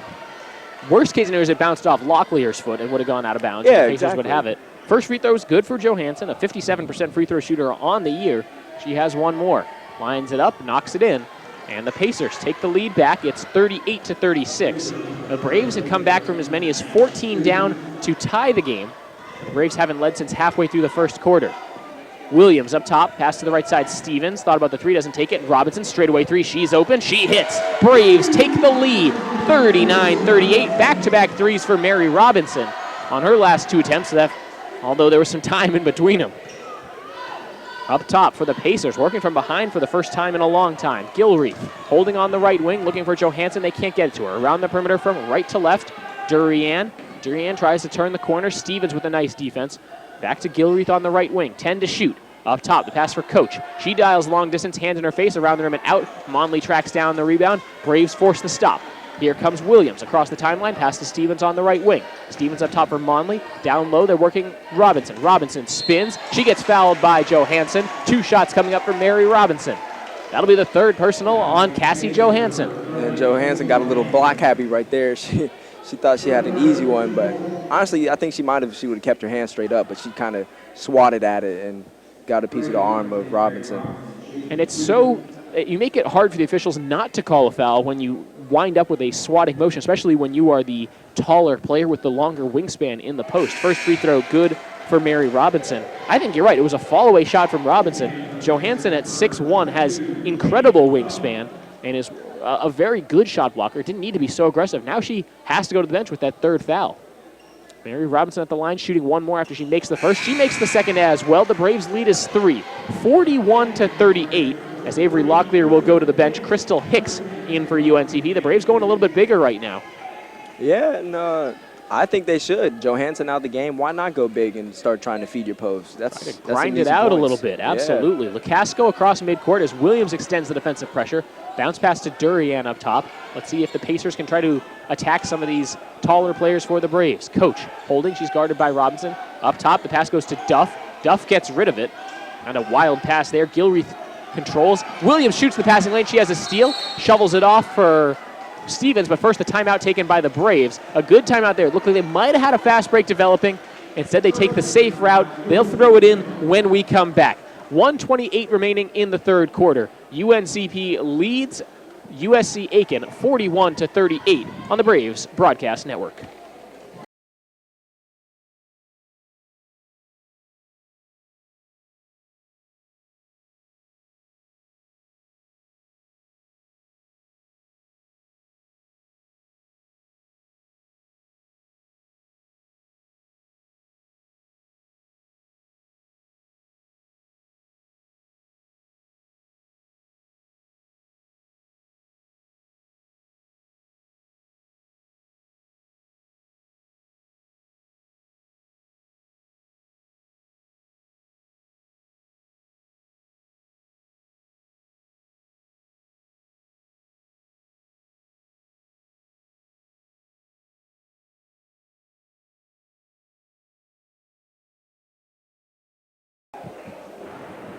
Back in Pembroke, 1:28 remaining in the 3rd quarter. UNCP has taken the lead, 41-38. After a nice defensive play, they got a steal. Diving to the floor was Erica Williams. John Haskins not taking any risks with trying to pass the ball out of a diving situation. Called the timeout, and now the Braves will get 30 to shoot. They're out there on offense with Robinson, Williams, Stevens, Monley, and Hicks. So just 3 starters in the game for UNCP. Now the shot clock for some reason is showing 7 seconds. Let's see if John Haskins catches it. There it is. They reset it. Had some issues. No, now they're changing it to 28 because that makes sense because there was a dive on the floor. Had some issues with the clock throughout this game. We had a long stoppage in the 1st quarter when the power basically went out to the scoreboard. Stevens holding up top, finds Monley down low. Monley drive and dish. To the left corner goes Williams. Back down low to Monley. Monley in the post, puts up the shot, lays it in, and one. Banked it home. They'll give her the continuation. Janisha Monley dominating the low block without the shot blocker Cassie Johansson in the game. She's on the bench for the Pacers with 3 fouls. 2nd personal foul called on Kate Duff, and the 5th team foul called on USC Aiken. So bonus situation in effect for both teams in the final minute and 15 seconds here in the 3rd quarter. Braves can stretch this lead to 6 with a made free throw by Monley. She lines it up, back rim and out. So the score remains 43-38. Pass to Lukasco, breaks the timeline. Williams guarding her, crosses over, still standing in the Bravehead logo at midcourt. Bounces it to the top of the key. Durian with Monley on her. 17 to shoot, crosses over, picks up her dribble, throws it to the right side. Held by Gilreath. Back up top for Durian, pass to the left side. Up top now for Duff, to the right wing. Durian dials long distance, knocks it in.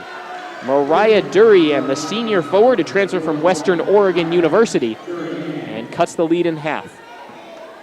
43-41. Stevens drive and kick. Hicks up top for Robinson. Down low for Monley. Pass gets tipped away. Stolen by the Pacers. They have numbers out in front. 2-on-1. Gilreath, a nice bounce pass. And the layup good for Lukasco. And now we've got a tie game once again. Shot clock turned off. Just like that, the Braves give up 5 quick points. And we've got a brand new ball game once again. 43-43. 15 seconds left. The Braves holding near midcourt. Williams dribbling with the left hand. Pounding the ball into the hardwood. 7 seconds left. Pass up top for Robinson. Down low for Monley. Has an open Stevens. Right corner 3 at the horn. Yes! Ebony Stevens beats the third quarter buzzer, and the Braves have a 46-43 lead after 3 quarters of play. Great passing there by Monley to set it up, and we've got 1 more quarter to go. A good one here in Pembroke. Braves leading USC Aiken 46-43 on the Braves Broadcast Network.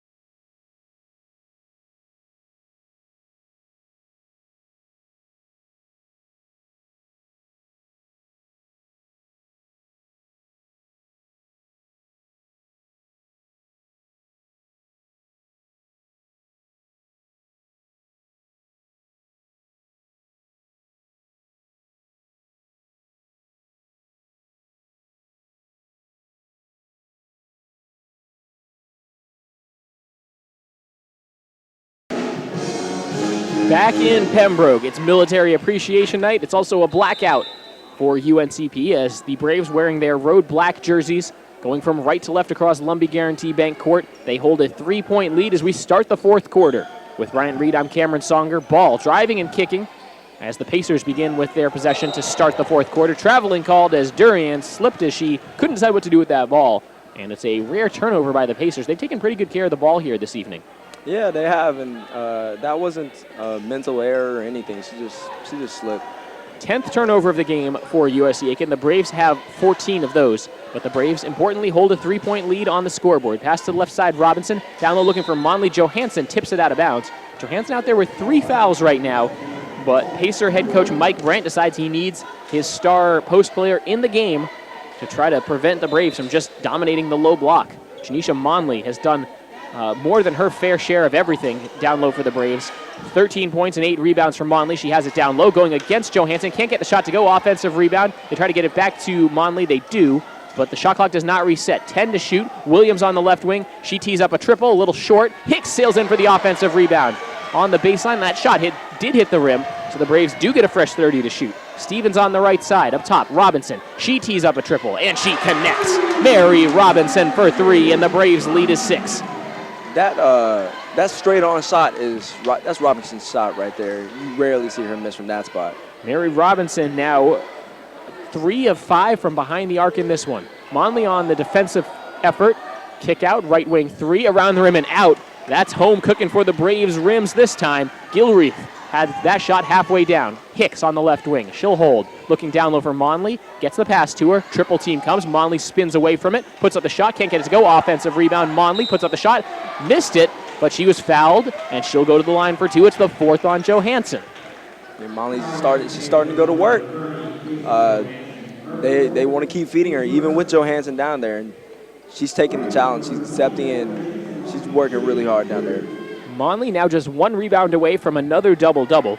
It would be her 7th of the season and the 8th of her career after she had a streak of 6 straight double-doubles snapped on Saturday. Missed the first free throw, and the decision for Mike Brandt, the head coach of the Pacers, do you leave your star post player Johansson in the game with 4 fouls with 8:38 remaining? He says no. She goes to the bench. So does Aubrey Lukasco, the freshman guard, who is the top 3-point shooter by percentage in the conference. So the Pacers going with a couple more bench players as Monley hits the free throw, makes it 50-43. Ball is the point guard for USC Aiken. She has 16 points in the game to lead all scorers, but they all came in the first half. On the right side, it's Ware. Ware throws it up top. They get it back over to the left side, Gilreath. Gilreath throws it This is Durian. Durian to the right side. Ware off the screen. Braves switch off to Coach. Coach holding above her head to the right side. Ware. Right corner now, Ball with Monley on her. Throws it up top. Ball, three-point attempt. Around the rim and out. Monley has the rebound. There's the double-double. Tanisha Monley, her 7th double-double of the season. She throws it up top.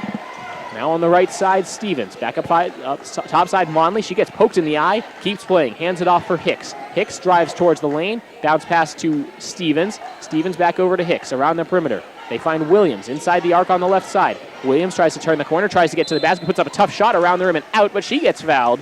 And it'll be Erica Williams to the free throw line. That was just a nice, tough drive. She just took it straight to the chest of Jasmine Coach. For Coach, that's her 3rd personal. And the 2nd team foul on USC Aiken here in the 4th quarter. 7:45 remaining in quarter number 4. Braves can stretch this lead again as that free throw line drive off the back rim and out. Not a lot of arc on that shot by Erica Williams. A 55% free throw shooter on the season, who averages just a touch over 2 points per game. She's at 2 in this one. 2nd free throw, back rim and out once again. The Braves come up empty after the Pacers' defensive rebound. It's still a 7-point UNCP lead, 50-43. It's Ball walking it up for the Pacers. She throws it to the left side, held. Driving on Hicks is Coach. She throws it outside. Durian, a long 2, gets it to go. Mariah Durian has nice range. Not quite 3-point range, but just inside the arc range. Cuts the lead to 5. Robinson, the pass to her left. Hicks up top. She dials long distance. Back rim and out. Crystal Hicks can't connect on that shot. And the rebound by the Pacers. Here's Ball. Down the middle of the floor, off the Durian screen, tries to turn the corner, dishes it back outside. Durian, she tries a 3-ball, missed badly. Offensive rebound for the Pacers. Back out towards the corner as Gilreath throws it back over to Durian. Back to Gilreath. One dribble, throws it over to Durian, up top for Ball. 20 to shoot for the Pacers. Under 7 minutes remaining in the ball game. UNCP up 50-45. Ball driving on Stevens, step back. Oh, a nice crossover move going across the lane, blocked by Stevens, and they will call the jump ball. Possession arrow favors UNCP. Wow, I'm not sure about that jump ball call, as that was held by both players for just the briefest of split seconds, but the Braves get the benefit of the doubt. Yeah, and it was a quick call, but Ball was trying to put on a show. She tried to put Stevens on skates, and Stevens wasn't having any of it when she went up for the shot. So count as a block for Ebony Stevens. Doesn't have a lot of those this season. The 5'7" sophomore guard makes a great defensive play, gives the Braves the ball back. Now they have 15 to shoot. Locklear just checked back into the game. She drives inside, looking for Monley down low. Can't get it to her, but that's because there's a foul. They'll call it on Durian, who was all over Janisha Monley there, kind of wearing her like a backpack. That's the first foul on Durian, the 3rd foul on the Pacers. Braves have not shot well from the free throw line so far in this game, but they'll have the opportunity to change that if this trend continues. Huntley on the left side, dribbles it with her right hand up top. Bounce pass over to the right side, Stevens. Stevens down low for Monley. Monley against 2 defenders, lays it up around the rim and out. And that's a tough roll for UNCP. They still hold the 5-point lead, 6 minutes remaining. In the right corner, Durian throws it back up top for Ball. Ball around the perimeter to get it to the left corner, where it will be Gilreath working. Skip pass, right wing. Ware faces up, gets rid of it. Coach holds, hands off Gilreath. 10 to shoot. She works from near midcourt. Stevens on her, screens on either side. Braves switch it up top. Durian with Locklear on here. 3 to shoot. Long 3 on the way for Ware around the rim and out. Monley tips the rebound out of bounds. And they will say it was last touched by the Pacers. Another close call right in front of the Pacer bench, and they can't believe it. Yeah, I think it was out on Monley. They both went up for it. I think Monley had the last hit. But I'm not going to argue with the ref. He's down there. I'm up here. Well, just by the way Monley kind of slapped her arm and swung her arm, you'd think that's the way the ball traveled. It was right in line with the trajectory of that swing, but the Braves will take it. Hicks up top, 16 to shoot. Huntley on the left wing, lobs it down low for cutting Robinson. She gets clobbered going up for the shot. No doubt about the foul there. Carly Gilreath, the guilty party, and it's Mary Robinson going to the free throw line. Yeah, this half, Pembroke has really been cutting a lot through the lane, swinging the ball around, finding the open cutter, not trying to specifically just post one person up, but they keep cutting. And it's really working out. It's really going well. Mary Robinson at the line for UNCP. She knocks down the first free throw, gives the Braves a 6-point lead. 51-45, one more free throw for Robinson. Off the back rim and out. 5.5 minutes to play in this one. The Braves lead is 6, but UNCP as a team now 9 of 15 from the line. Free throws, not quite where the Braves probably want them. On the left side, it's Ball. She holds up top. And off the pass from Ware. Now it's Coach. Down to 6 to shoot. Driving down the right side of the lane, Locklear called for the blocking foul. Just a split second too late. She wanted the offensive foul call. She went down hard. Got ran over by Jasmine Coach. But that's a foul on UNCP. It's the 4th on Avery Locklear, but just the Braves' first foul here in the 4th quarter. So now John Haskins has some coaching decisions to make. He'll have a timeout to think it over. 4:51 to play. Timeout on the floor, and we'll be right back on the Braves Broadcast Network. UNCP leads 51-45.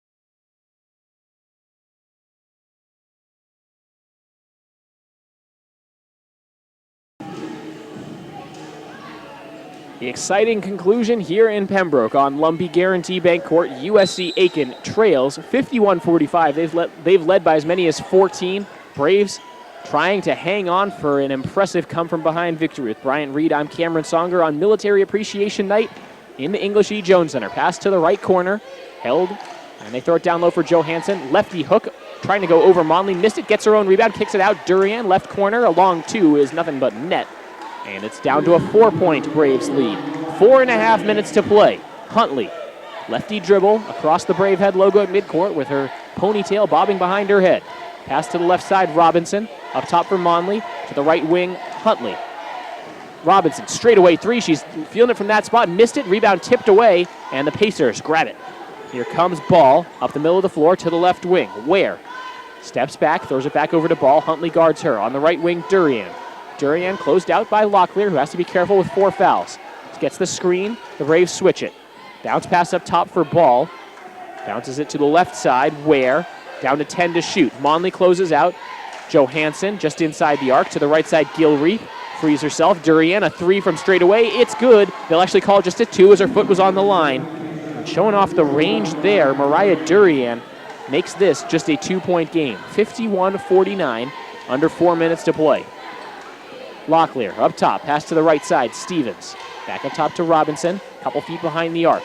Now Huntley, working her way closer to the arc. To the right side, Stevens, 13 to shoot for the Braves. Stevens to Robinson, down to 10 to shoot. She's closer to midcourt than the arc. Right side, Stevens, crosses over, 5 to shoot, tries to drive right baseline, tiptoeing the baseline. They'll say she stepped on the baseline, and the Braves turn it over. 15th turnover in this game by UNCP. Their lead is down to 2, and Brian, this game showing eerie similarity to their game on Saturday. The Braves led by 6 with 3:30 remaining in that one against Flagler. Ended up giving up the last 8 points of the game, losing a 2-point on the road. Yeah, and I'm sure that Coach Haskins, that's got to be somewhere in the back of his mind, and he's hoping that they can't. And for these players as well. Ball picks up her dribble inside the arc, has to throw it back outside. Durian has trouble with the catch, finally tracks it down. To the left side, the pass goes to Ware. Gets a jab step, tries to blow past Robinson. Robinson pokes it away. She's on the floor, the first one to it. They'll call the reach-in foul on Alexis Ware as Mary Robinson gets the steal. And that will put Robinson at the free throw line. It's the 5th team foul on USC Aiken, and the 2nd personal on Alexis Ware. Tough outing here for Alexis Ware, junior guard from Panama City, Florida, who averages about 8 points a game, has been held scoreless in this one. Yeah, she's put up a nice, excuse me, a little tongue-tied. She's put up a few nice shots here, and nothing really seems to be falling. She's had open looks, just can't hit the bottom of the net. Robinson's first free throw crawls over the front rim and down. UNCP 52, USC Aiken 49. Substitution for the Pacers as Ware goes to the bench. Jasmine Coach back in. How about the defensive effort by the Braves, though, in the second half? Stephanie Ball had 16 in the first half, has been held scoreless here in the second half. Robinson converts both free throws. She's got 14 now. Under 3 minutes to play, the Braves lead is 4. Ball running the point for USC Aiken. Takes it across midcourt as Huntley steps out to guard her. She dribbles to the right wing, keeps her dribble alive, bounce pass to the right corner, Gilreath. Gilreath looking down low, Johansson spinning past Monley, drives baseline, lays it in on the reverse. What a post move by senior Cassie Johansson of USC Aiken, and we're right back to a 2-point game again. Braves have got to keep getting good offensive possessions, 2.5 minutes to play. Sean Haskins not happy with the way the Braves executed that half-court set, but it's Robinson up top, over to Erica Williams, now down low for Monley. Monley gets position, goes up with the layup, can't get the roll. Rebound tips to Robinson. Robinson up with the shot, missed it, gets her own rebound. Reach-in foul called on USC Aiken. It looked like Ball snuck in there. Nice defense under the basket again by Johansson, who's playing with 4 fouls. She's changed a couple shots in that possession, but the Braves kept getting the offensive boards. Yeah, definitely. It's a great job by knowing how many fouls she has and just keep her hands straight up. But if you're Monley, you've got to finish that first basket.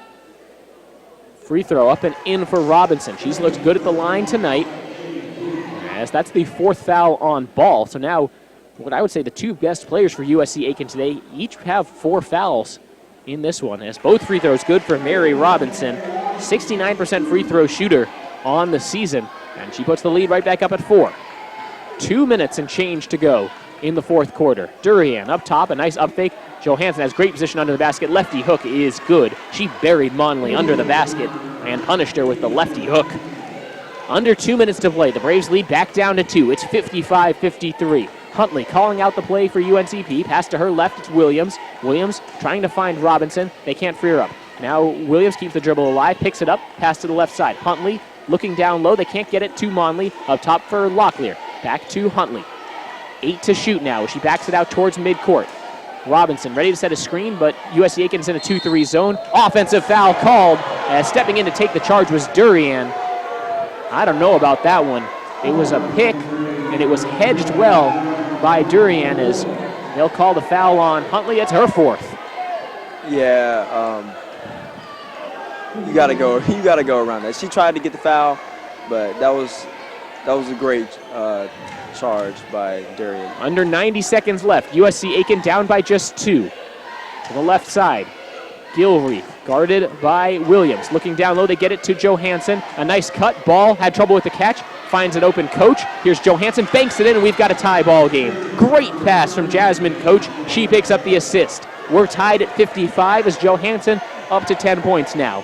Final minute in Pembroke of a tie basketball game. Williams, the pass up top for Robinson. Robinson fakes the pass, hands it off for Huntley. Huntley going at Durian, turns the corner, goes up with the shot. Blocked by Johansson. She gets the rebound, hands it off for Ball. Pacers basketball. Huntley got to be careful on defense as she's got 4 fouls. Pass to Gilreath. To the left side, it goes over to Coach. Back to Gilreath. And here's Ball. Ball from the midcourt circle. 15 to shoot. To the right side, Gilreath. Down low, Johansson against Monley. Lefty fall away shot around the rim and down. Cassie Johansson buries the fall away jump shot. Gives USC Aiken a 57-55 lead. 27.8 seconds left. Timeout UNCP. Just a 30-second timeout, so we'll keep it here as Bryant. The Braves have been so close throughout this game. They felt like they had a couple chances to really bury the Pacers, but you've got to give USC Aiken a lot of credit. So much persistence. Yeah, definitely. 2 players are in foul trouble. Johansson's been out for most of his game, and they've just persevered through this whole game. Said they felt like they've taken the Braves' best punch, and they're giving it back right to them right now. So Johansson scoring that last basket, I kind of I feel like that kind of tells you how much she means to that team, because I feel like if she wasn't such a power, then Pembroke has definitely got this game in the bag. But her play on both sides, right under the basket. She's a great shot blocker and has really made some nice moves in the offensive low block here in the fourth quarter. 57-55, USC Aiken leads, 27.8 seconds left. We remind you what's at stake in this one. Both teams at 3-9 in the Peach Belt Conference and rivals in the PBC East Division. Both teams on a 4-game losing streak, so both desperately want this win, need this win. USC Aiken won the previous meeting between these two teams, 84-41. This one has been a much more fun game to watch. Huntley across midcourt. The shot clock turned off. Braves and Pacers each still have 2 timeouts left. Huntley, a nice crossover. 18 seconds left. Looks like they're going to let him play. And as soon as I say that, John Haskins calls another timeout. Didn't like the way that set was starting to come together. We'll see. This is like another 30-second timeout. So again, we'll keep it here. Now the Braves down to 1 timeout remaining. Pacers don't have the ability to foul, as they have 5 team fouls. UNCP has options, as no one is fouled out of the game. Huntley and Locklear each have 4, and both have been held to below 10 points this game. Mary Robinson leads the Braves in scoring with 16, and Janisha Monley has 14, but she's been mostly stymied under the basket when Cassie Johansson's in the game. Johansson does have 4 fouls, so you wonder how aggressive she'll be if they feed the low post. Yeah, honestly, I say go right at her. Go right at her, because strength on strength. Exactly. Monley against Johansson. I agree 100%. We'll see if the Braves can get her the ball in the first place. Williams to trigger, looking for Huntley near midcourt. She makes the catch. 15 seconds left. Braves down by 2. Huntley going one-on-one, trying to turn the corner. Huntley gets towards the basket, puts up the shot off the backboard, no good. Rebound bouncing around. Huntley has it, up with the wild shot. It's no good. Johansson the rebound, 3 seconds left. Braves, there's a whistle, and it's a timeout taken by USC Aiken.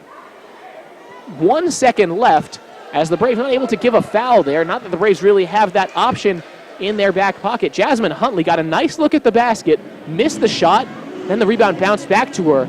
I'm not sure she realized how much time was still on the clock, or that the Braves still had another timeout, because she put up a wild shot, and USC Aiken finally emerged with the rebound. Yeah, they could have come out that situation a lot better than what they did, or at least a better look or something, because there were about 8 seconds on the clock when she put up that wild shot, and I don't know, she had 2 players open, so she just rushed, and it's like she got a little nervous.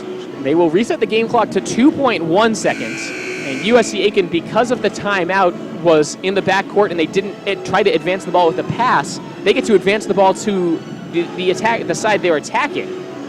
Now both teams with 1 timeout remaining. UNCP, they can't really use the foul strategy. They need a steal. Otherwise, this game is pretty much over. USC Aiken to inbound. It's Coach to trigger. Pacers have a 2-point lead. They get it into Ball. She catches near midcourt. Braves give the foul. Clock expires. Let's see if they put time back on.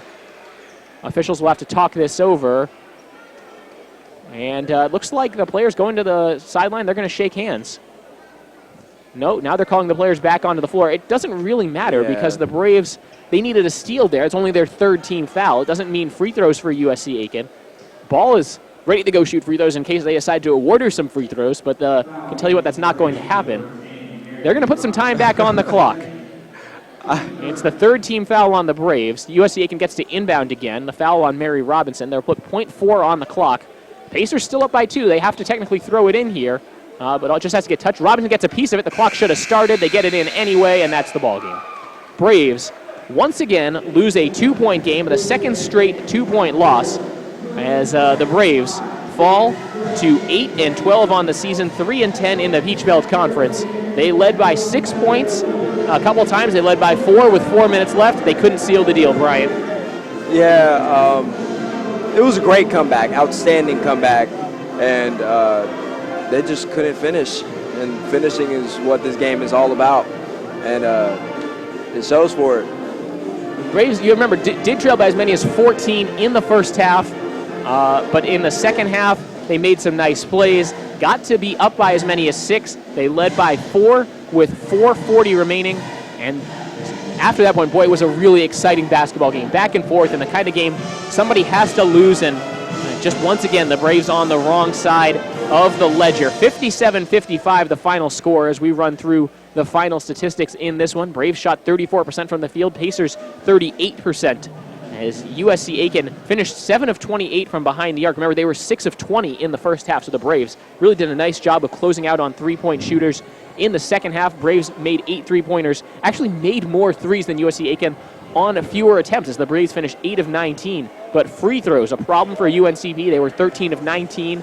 That's 6 missed points in a game they lost by 2. USC Aiken was a perfect 6 of 6. 16 turnovers by the Braves, 12 by the Pacers. Total rebounds, the Braves were +4, 37-33. Bryant, your final thoughts on this one. The statistics, these two teams, you knew they were going to be evenly matched. They were both 3-9 coming in, both on a 4-game losing streak coming in. These teams evenly matched. They played a very even game.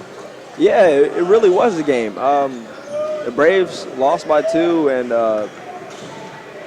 I think when you have two teams that don't necessarily have the best record, you don't really expect much. But this game actually lived up to what we thought it was going to be. A very tight game, a very close game. And I'm glad I got to be here. You know, it was fun to get to call, even though as Braves fans, it's not the result Braves fans were hoping for. As we take a quick look at the individual stats, 3 players in double figures for USC Aiken. Ball, 16, Johansson, 14, and Durian, 11. UNCP had 2 players in double figures. Robinson had 16, Monley with 14, Huntley had 9, Stevens 8, Locklear 6, and Erica Williams 2 to round out the scoring for UNCP. The Braves' player of the game is Mary Robinson, 16 points, 5 rebounds, including 3 of 6 from the field, all of those three-pointers. Special shout-out to Janisha Monley as well, 14 points and 10 rebounds for her 7th double-double of the season. But the Pacers come away with the win, 57-55. They're now 9-13 overall, 4-9 in the Peach Belt. The Braves 8-12, 3-10 in the Peach Belt. It's their 5th straight loss. For my broadcast partner, Brian Reed, our radio producer, Tyler Ruby, and our entire video production crew, this is Cameron Songer saying thanks for joining us for Game 1 of today's doubleheader. Remember to stay tuned. UNCP men's basketball coming up next. Final score, once again, Braves drop a heartbreaker, 57-55. We'll be back in about 20 minutes for the Braves men's basketball game against USC Aiken.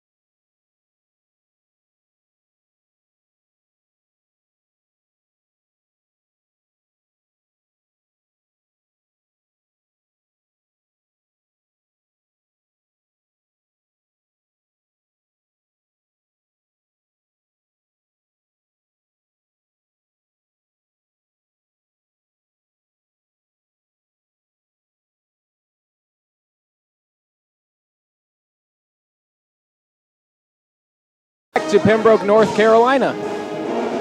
It's UNCP Braves men's basketball as they get ready to take on the USC Aiken Pacers in a Peach Belt Conference showdown. With Bryant Reed, I'm Cameron Songer. Thank you once again for joining us. Bryant, should be a pretty good one between the Braves and the Pacers.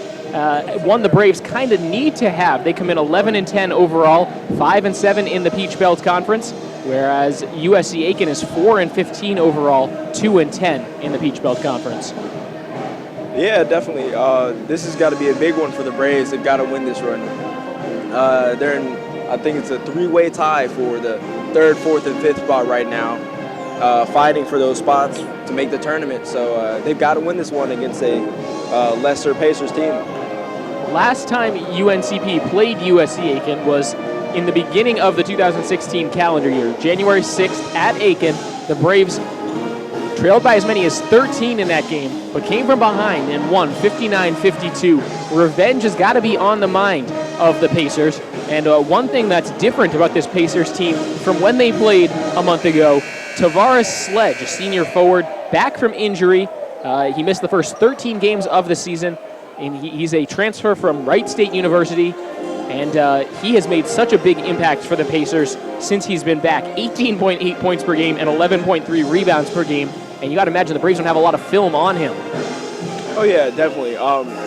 It's amazing how much one player can make a difference. And for this Pacers team, he's made all the difference. And he's really kind of brought them to life a little bit and sparked life into them through the second half of the season. UNCP has their starting lineups ready, and so do the USC Aiken Pacers. It's Military Appreciation Night in Pembroke. It's also a blackout in Pembroke, so the Braves will be wearing their road black jerseys. USC Aiken will be wearing the white jerseys, usually designated for the home team. And special tonight for the Braves, instead of their usual warm-up shooting shirts, they're wearing gray long-sleeve shirts that say Army as a nod to the local military and service community. National anthem time in Pembroke, so we will take a break. When we come back, we have the starting lineups and the opening tip. It's UNCP Braves men's basketball against the USC Aiken Pacers coming up next on the Braves Broadcast Network.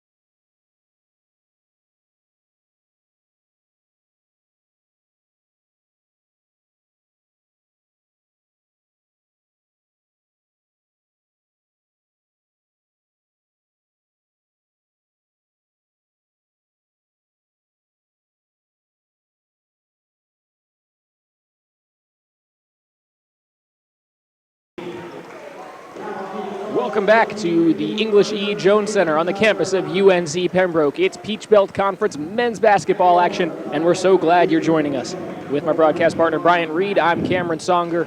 It's UNCP hosting USC Aiken. Braves 11-10 overall, 5-7 in the Peach Belt Conference, looking to pick up a win against a PBC East Division rival. At the bottom of the standings, USC Aiken 4-15 overall, 2-10 in the PBC. Both teams on a one-game winning streak, and the starting lineups being introduced right now. Let's start with the visiting USC Aiken Pacers, who, should be noted, are wearing white today because of the blackout in Pembroke today. Javon Patton, junior guard, transferred from Northeast Oklahoma Junior College, is at one starting guard spot, and so is Keith Belfield, the leading scorer for USC Aiken, and 8th in the PBC. He wears number 32, a redshirt senior guard, and transfer from Furman College. In the front court, it's the 27-year-old Arbery Butler, senior forward, formerly of Wichita State, the conference's leading rebounder at 9.8 rebounds per game. He stands at 6'8" and wears jersey number 2. In the middle, it's Hendrix Emu, number 23, a senior forward from Philadelphia, and 6'8" senior forward, number 24, Tavares Sledge. Both guys very good rebounders, and the Braves will have their hands full under the basket. But fortunately for the Braves, they've got a pair of senior big guys as well. 6'7", redshirt senior forward from Goldsboro, North Carolina, number 35, Brandon Winford. Out there with 6'9", redshirt senior forward from Jacksonville, number 45, Tyler Cordenbrock. And then in the backcourt for the Braves, it's the point guard, redshirt junior, number 3, Alex Bradley. He runs the show. Brandon Watts is on the wing, number 0, the sophomore guard and the Braves' leading scorer at just a hair under 16 points a game. And rounding out the starting lineups for the Braves, it's number 4, redshirt senior guard, transfer from Campbell University, Jahad Wright. Yeah, definitely. I'm liking the starting lineup for these Braves. It'll be real interesting to me to see how they're going to react to Tavares Sledge, number 24, for the Pacers. But I think this should be a good game overall. There's no reason that Pembroke shouldn't have a good game. Limit the turnovers, limit the mistakes, and stick to what they're used to doing, get the ball down to the big men, and we should have a great game for Pembroke. UNCP wearing black jerseys with black letters and black numbers with gold trim. They're going from left to right across Lumbee Guaranty Bank Court. Jump ball won by Javon Patton of the Pacers, and USC Aiken will have the game's first possession. They pass it to the right side. Emu, pass up top, nearly intercepted by Watts. Good defense there as he almost took it away from Belfield. Now it's inside for Butler. Butler looking down low for Sledge. It's poked away, and the possession will be awarded to USC Aiken. They keep possession in the game's first trip down the floor. Belfield to trigger, fakes the pass, looking down low. It's tipped away. Butler tracks it down in the corner. 12 to shoot now for the Pacers. Up top, Emu. Pass to the right side, Belfield. Belfield with Watts guarding him, blows past him, driving baseline, under the basket. Has to get rid of it. Left corner, Emu straight away. 3-ball, Patton off the front rim and out. Winford there for the rebound. The Braves dodge a major bullet there. That was a wide open 3. Bradley in transition, keeps the dribble alive, takes it to the right wing, feeds Cordenbrock on the right post. Faces up, spins, a nice righty hook. Around the rim and down, Tyler Cordenbrock has the game's first 2 points. That was a great big man move right there. Fake in, go out, right hook, 2 points. Braves pick up full court defensively. It's just a show as they get it back to Patton, and then the Braves back off defensively. Javon Patton is the point guard for USC Aiken, 9th in the conference in assists per game. They get it down low to Butler, tiptoeing the baseline, getting towards the middle, lays it up with the left hand. He took Tyler Cordenbrock to school on that one. Braves want to come back quickly, though, as we're just a minute into this one. 2-2 is the score. Alex Bradley directing traffic. Pass to the left side, Watts. Watts holds it above his head up top for Cordenbrock. Now Bradley on the right side. Bradley looking for Winford. They get it to him. Double team comes. Winford, a couple dribbles. Has to throw it back outside. Cordenbrock at the free throw line. Tries to split a double team. Lost the ball. There's a reach-in foul called on USC Aiken. Yeah, and Cordenbrock he missed Wright. Wright was down there way open on the left block, and he missed him. He wasn't looking around. You know what they say, when they double team you, somebody's going to be open. Exactly. Yes, that's just math. Bradley to inbound, finds Cordenbrock 14 feet away on the left baseline. It's good. Tyler Cordenbrock has all 4 of the Braves' points. They have a 4-2 lead. We've played 90 seconds. Belfield will walk it up the floor for USC Aiken. Watts picks him up on the right side of half court. Dribble to the left side. Handoff goes to Emu. Emu Bounces it down low. Sledge going to work on the low block. Missed the shot, but Jahad Wright fouled him. And it'll be 2 free throws coming up for Tavares Sledge. Yeah, I think Jahad Wright's got to be careful this game because he's probably one of the Braves' best defender, I'd say. And in any game, they just need him because he's a workhorse on the defensive end. And that you just might have to give up that bucket. There's a reason they have Wright on Tavares Sledge. His first free throw good for Tavares Sledge. He's probably the Pacers' best offensive player and Wright the Braves' best defensive player. Problem is there's a huge size mismatch. Tavares Sledge, 6'8", 225. Jahad Wright listed at 6'4", 190. Missed the second free throw. The Braves finally do corral the rebound. Bradley up top, and he has Emu on him. Backs it out towards midcourt. Bradley, the pass to the right side for Jahad Wright. Cordenbrock straight away. Fakes the pass to his left. Back to the right on the right side. Wright up top. Watts. Nice up fake. Gets Sledge up in the air. Snaps the pass to Cordenbrock, who's fouled as he goes up for the shot. Brandon Watts making the play. Doesn't go in the stat sheet as anything, but it will be Tyler Cordenbrock to the free throw line for 2. Yeah, that was great ball movement by the Braves right there, and a great pump fake.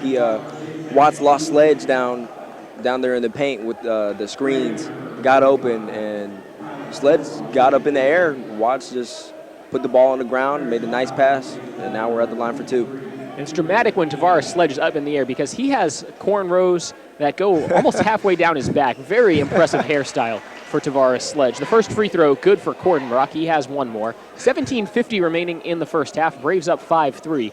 Tyler Cordenbrock still has all the Braves points in this one, and that can continue right here as he knocks down the second free throw. 6 points for Tyler Cordenbrock. 6-3 is the UNCP lead.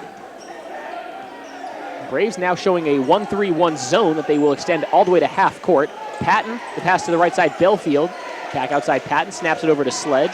Fakes the pass, has Patton on the right wing. Now Belfield, right corner, 3-ball for the tie. Not this time, long rebound. Cordenbrock climbs the ladder, grabs it. Wright going one-on-one in transition, hopping his way towards the basket, lays it up and in. Jahad Wright attacking Javon Patton and finishing for 2 points. Timeout USC Aiken. Just a 30-second timeout, so we will keep it here on the broadcast as Jahad Wright snuck away and got out in transition for 2 points. Yeah, that was a great job avoiding the foul. Usually when it's a one-on-one like that, a lot of players now want to try and do the Euro step, and it's kind of expected now.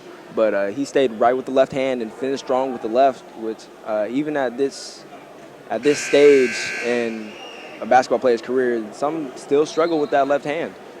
Absolutely right. It was just a textbook fundamental 2-foot jump stop, and he knew the guys were coming from behind, but he trusted his foot speed well enough. Jahad Wright getting some encouraging words from UNCP head coach Ben Miller. He's in his 8th season at the helm of the Braves program. On the opposite sideline, didn't talk yet about Mark Vanderslice, the head coach of USC Aiken. He's in his 1st season as the Pacers head coach.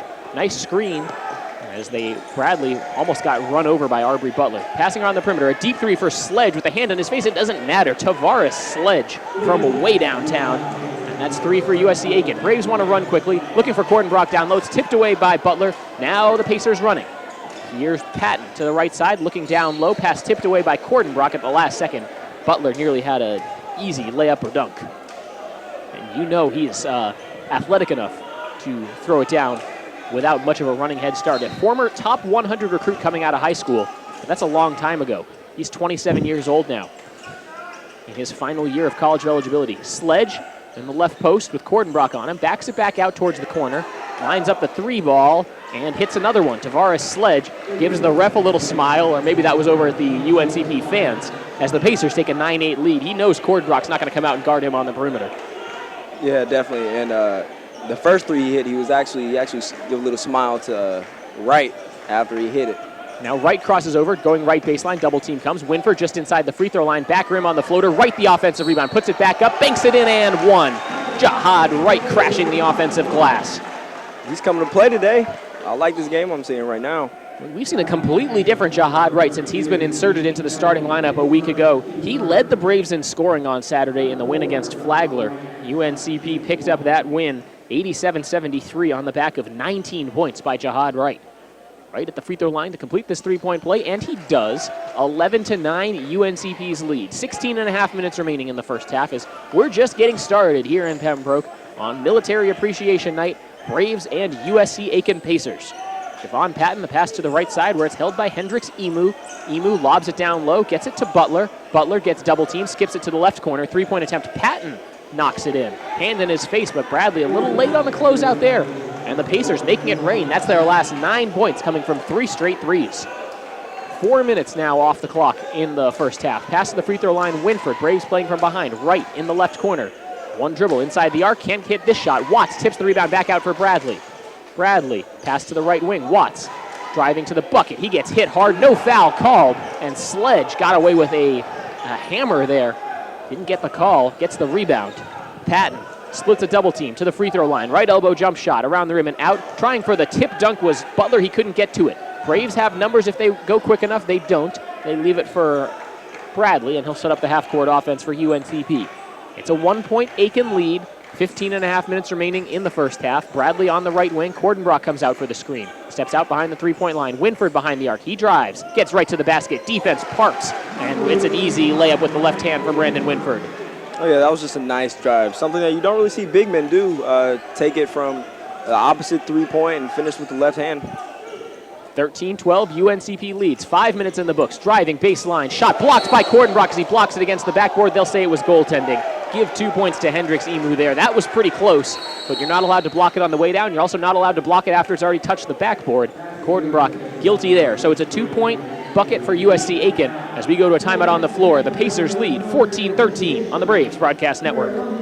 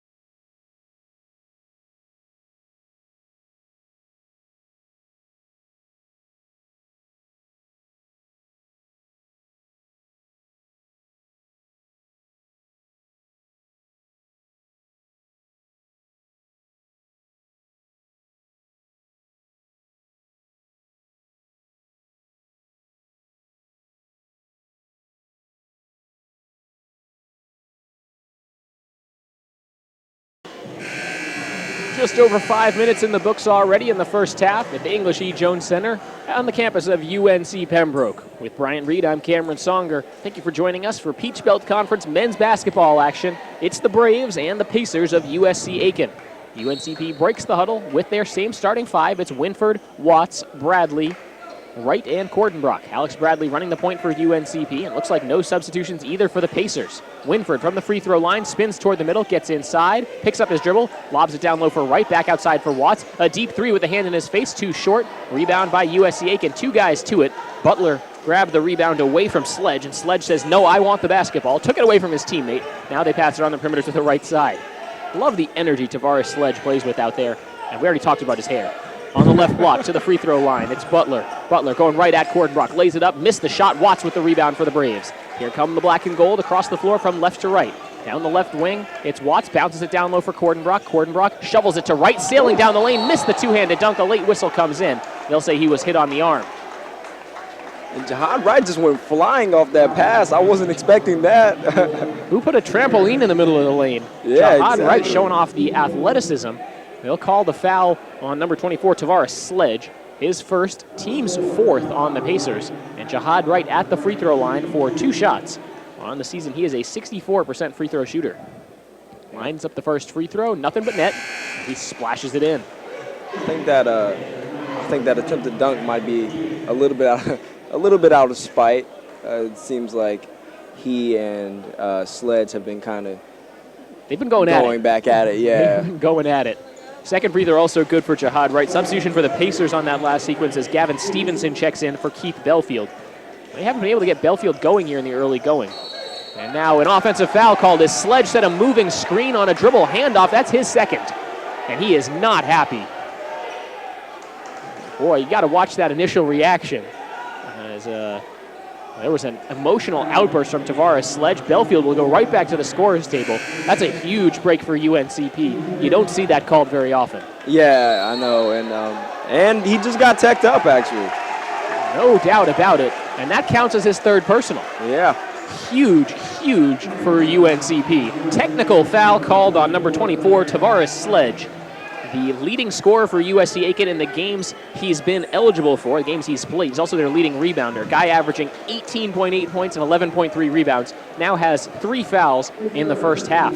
Alex Bradley at the free throw line for UNCP. It's just a 1-point game. We've only played 6 minutes. Alex Bradley shooting the technical free throw. Good focus as he knocks it in. And he will get one more. Alex Bradley on the board with his first points of the evening. He's coming off a career-high 24 points. A nice 7-assist performance as well on Saturday in the win against Flagler. One more free throw on the way for Alex Bradley as he knocks both technical free throws through. It's a 17-14 Braves lead, and now they get the basketball as well. 16 fouls now against USC Aiken, and things not going their way early. Watts to trigger, throws it into the left corner for Winford, back outside for Bradley. Now they're trying to free up Watts, and there's a foul away from the ball as Watts was trying to get open. And let's see who they call this on. It's against USC Aiken. It's kind of interesting because the Aiken coach is, even though there's been a technical foul and fouls called, he's still extremely hype over there. He's encouraging his team to be more aggressive and to keep on playing like they're playing, and it'll be all right for them. Well, I thought at first they were clapping because they thought it was an offensive foul on the Braves. Now Brandon Watts at the line shooting 1-1. We haven't played 6 minutes yet, and the Braves are in the bonus. If they can start making free throws, which again hasn't been a guarantee at all by any means this season, they have an opportunity to really break this game open. Second free throw, good for Brandon Watts. The Braves are perfect from the free throw line so far. They've pushed their lead to 19-14. 14 minutes remaining in the first half. Pass to the left wing, where it'll be held by Gavin Stevenson, looking to the free throw line. Coming out to make the catch is Butler. He faces up, going against Cordenbrock, driving down the left side of the lane, drives right at Winford. There's a whistle, and they'll call a blocking foul on Brandon Winford. Apparently he was in the restraining circle. It doesn't matter if your feet are set, if you're standing inside the circle. That was a late call, too. Yeah, extremely late. Pembroke was headed the other way down the floor. Alex Bradley picked up that loose ball. I don't know if I like that call too much. It seemed like Winford went straight up. Butler obviously initiated contact. Yeah. Okay. Butler at the line, shooting 2. He drains the first. Arbery Butler. It's such an interesting story as the Braves sub out their 2 redshirt senior bigs and bring on the freshmen. Murray Boyles and Mounts in for Winford and Cordenbrock. Arbery Butler redshirted when he was at Wichita State, and then left after he tore his MCL. He worked for 4 years after playing 1 year at a junior college. Now 27 years old, he missed the second free throw. He's the same age as UNCP assistant coach Drew Richards. They actually would have played against each other when Richards was a collegiate student athlete at Missouri State. They say Butler's older than some of the assistants at USC Aiken. Braves passing it around the perimeter. It's tipped out of bounds by the Pacers. The Braves still have 15 to shoot. They were trying to feed Carson Mounts on the left block. That's got to be such a weird dynamic in practice. Sorry, coach, but I'm older than you. Inbounds pass goes to Murray Boyles in the left corner. Braves having some trouble passing it around. Now there's a foul away from the ball. This one's on UNCP. Jihad Wright called for a moving screen. That's his second. And any advantage the Braves would have had by having Wright out there with his man Tavares Sledge on the bench with foul trouble. It's now been negated as now Jihad Wright will spend some time sitting. Dalen Fuller comes into the game for UNCP, the former UNC Pembroke student manager for the basketball team. Gets to be just the third guy off the bench for the Braves. Patton drives and kicks. To the left corner it goes. Stevenson a long 2 with the hand in his face. Long rebound controlled by the Pacers. Dish back out to Belfield. Belfield crossover dribble. Back outside Patton. Patton to the free throw line. Gives it to Butler. Butler lobs down low. Under the basket. A tough shot. Emu was fouled. Watts was ready to swat that ball into the third row of the bleachers, but there was body contact there by Murray Boyles. Yeah, Emu kind of just jumped right into him, even though his hands were up.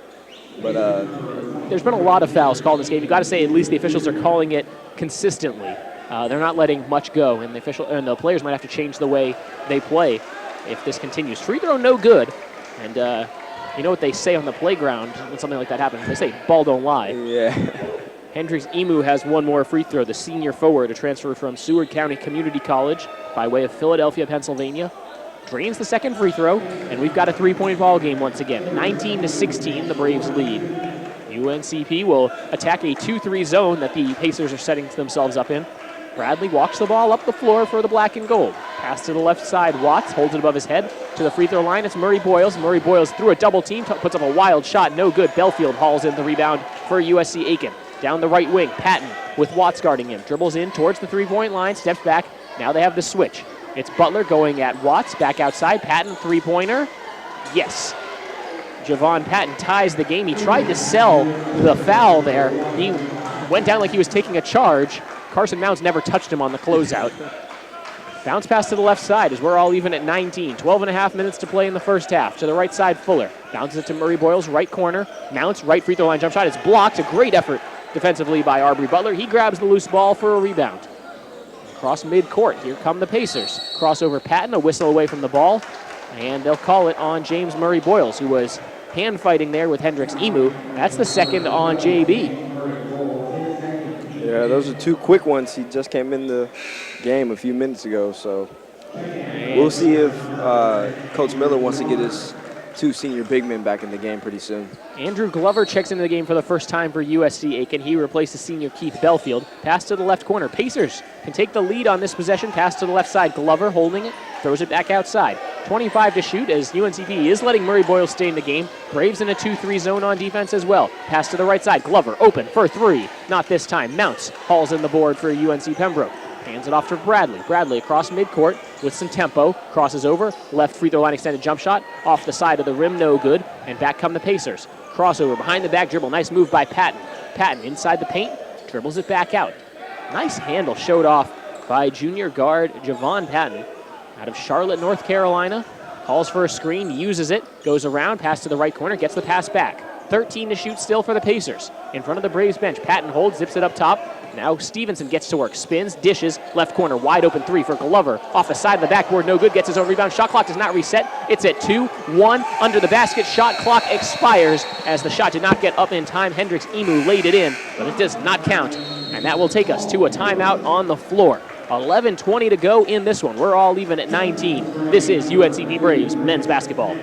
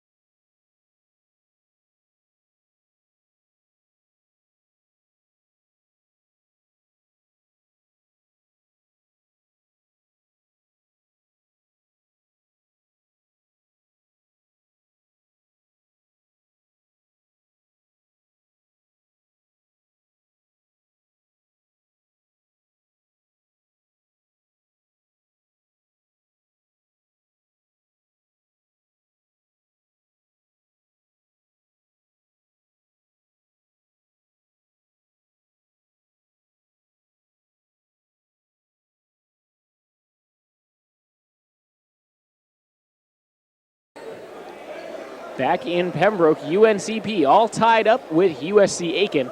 11:20 to go in the first half. With Bryant Reed, I'm Cameron Songer. It's a blackout in Pembroke. UNCP wearing their road black jerseys, taking on USC Aiken as the Braves go from left to right across Lumbee Guaranty Bank Court. Pressure from the Pacers. UNCP able to break it. Crossover as Watts, as he was in the right corner, has to back it back out. He hands it off to Chris Smith, who just checked in the game for the Braves. Now it's Watts on the right wing. Gets a Mount screen. He works his way towards the free throw line. Pull-up jump shot, nothing but net and one. Watts knew it, too. He looked at the official, pointed at the floor, said, that was an and one, right? Yeah. And the official said, yes, sir. Yeah, definitely. There wasn't much contact going up, but he is entitled to that space when he jumps, and you've got to let him come down easily, and Patton just got in his way. It's the first personal on Patton. Foul trouble starting to mount for the Pacers, at least as a team. There's 8 team fouls now on USC Aiken as Watts drains the free throw, giving the Braves a 3-point lead. Brandon Watts up to 5 points, and the Braves' lead is 22-19. Under 11 minutes now to play in the first half. Pass to the left side as Winford checked back into the game for UNCP. At the free throw line, it's Butler. Butler faces up, kicks to the left corner. Stevenson, one dribble pull-up, tried to bank it in, no good. Watts sailing through a couple Braves teammates to grab the rebound. Now he takes it himself up the right wing. Dribbles towards the three-point line, jumped, passed it off at the last second for Chris Smith. Now Smith over to the left side for Fuller. To Winford on the left wing. Hands off for Fuller right in front of the Pacer bench. Mounts comes out for the screen. Fuller at the free throw line, picks up his dribble, looking down low for Winford, fighting for position. They'll call the reach-in foul. That was Hendricks Emu draped all over Brandon Winford, and they will call the reach-in foul on Emu. That's his third personal. So now the second Pacer player with serious foul trouble. The other one, Tavares Sledge, who just checked back into the game. Brandon Winford at the free throw line. This is 1-1. This is the 9th team foul on USC Aiken. A couple other subs for the Pacers as Kyle Buffkin checks in for his first action. The junior is a transfer from Coastal Carolina. Yeah, if you're the Braves, all you really need to do is keep trying to get it down low or drive the lane. You already have a 1-on-1 situation. So Winford hits the free throw, and the Pacers all ran back on offense. It was a 1-on-1, and that was the first shot, so he gets one more. Brandon Winford turns and kind of looks at the guys who ran back, because some of the Braves were confused too, and they started running back as well. Come on, guys. I guess that's why you got to pay attention on the bench. That's a redshirt senior telling some younger players, don't let them fool you. So Winford makes both free throws. UNCP continues outstanding free throw shooting in this game. Patton, guarded by Chris Smith near midcourt, gets a screen, keeps going down the left side of the lane. Is poked away by Winford. Patton keeps the dribble alive, finds Sledge on the left side. He dials long distance around the rim and out. Mounts tips the rebound. Fuller keeps it from going out of bounds. Fuller leaves it for Chris Smith. Braves running. Halfway through the first half. Fuller, right wing, three ball. Not this time. Rebound. Mounts tipped it. Buffkin tries to save it. His foot was on the baseline. Braves maintain possession. It was a good look by Dalen Fuller. He just couldn't knock it down. But ball went a little too far, and Aiken stepped on the line. Braves get the ball back with the full shot clock. Inbounds pass goes to Winford. He goes up top to Mounts. Now Fuller. Winford has nice position in the paint. Bounces it over to Mounts. Mounts going up with a two-handed dunk. It gets blocked. Great defense by Kyle Buffkin, and the rebound by USC Aiken. Mounts just a little too long to gather for that play. Now up top, Belfield hands off. Sledge driving down the lane. Leaves it for Buffkin. Righty hook. Good. Kyle Buffkin for two, his first 2 points of the evening. We've got a three-point game once again. 24-21, 9.5 minutes to go in the first half. Smith near midcourt. He dribbles with the left hand towards the left wing. As the defensive pressure extends towards him, now Aiken sags back to a 2-3 zone. At the free throw line, Winford steps back. He's got all the time in the world. Drains the jump shot. He made that look easy. Oh, yeah.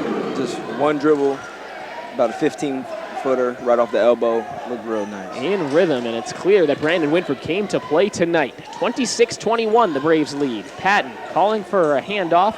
Gives it to Keith Belfield. Belfield to the free throw line. Waiting for Sledge. Sledge spins past the defender, lays it up along the left side of the lane and gets it to go. Tavares Sledge left the defense in the dust there. He's got another one. 9 points, but he is playing with 3 fouls. Fuller on the right side. Pass to the left side now with Smith. Braves lead is 3. Watts, a deep 3. Yes! Brandon Watts from way downtown. 29-23 Braves lead. 8.5 minutes to go in the first half. Belfield will be guarded by Fuller as he takes it up the floor. Behind the back dribble, Fuller sliding the feet to avoid picking up the foul as he breaks the timeline with 2 seconds to spare. Belfield, Fuller continues the defense on the left wing. Belfield doesn't use the screen. This time they will call a reach-in foul as Fuller got his hands caught as he had his hands on him, and the drive move there by Belfield. That's a foul. It's the first on Fuller, the team's 6th. Now the Braves bring those bench guys back to the bench and return with their starting 5. Winford, Cordenbrock, Bradley, Wright, and Watts out there for UNCP. Belfield inbounds, gets it to Glover. Up top it goes to Patton. Back to Belfield, now back to Patton. 25 to shoot after the shot clock reset. Switched, and now Winford guarding the point guard. He knows he has the mismatch. Looking down low, can't get it to Sledge. Picked up his dribble on the left wing.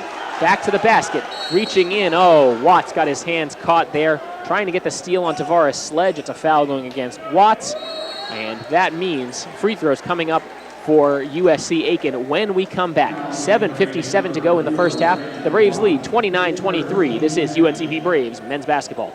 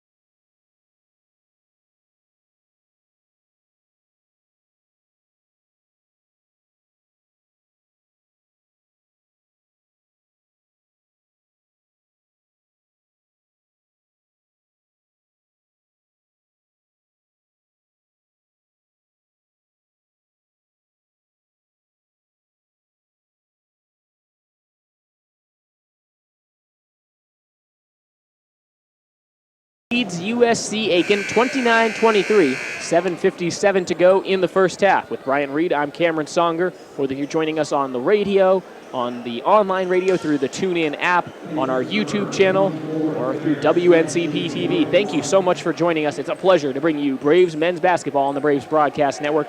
At the line for USC Aiken, 1-1 for Tavares Sledge, 89% free throw shooter on the year, and he missed the front end. Winford had a little trouble, finally grabs the rebound, a pass up ahead, a dangerous one to Bradley, breaks the timeline with some speed to the left wing. He slows it back down now, and he'll be closed out defensively by Jordan Foster. Handoff on the right side, Bradley up top, right, the pass to the left side, Watts driving baseline, floater around the rim and out. Wright got his hands on the rebound, tried to tip it in. It looked like he got fouled, no whistle. And Patton walks it up for the Pacers. Gives it to Belfield. Belfield dribbling at the Bravehead logo at midcourt, nearly lost it off his foot. Over and back, gets it back. Now takes a three ball off the bounce, off the back rim, no good. Wright hauls in the board for UNCP. Here's Bradley. Taking it up with some pace again for UNCP as the Pacers continue to sit in a 2-3 zone on defense. They extend it just a little bit. Bradley dribbles away the first 10 seconds of the shot clock.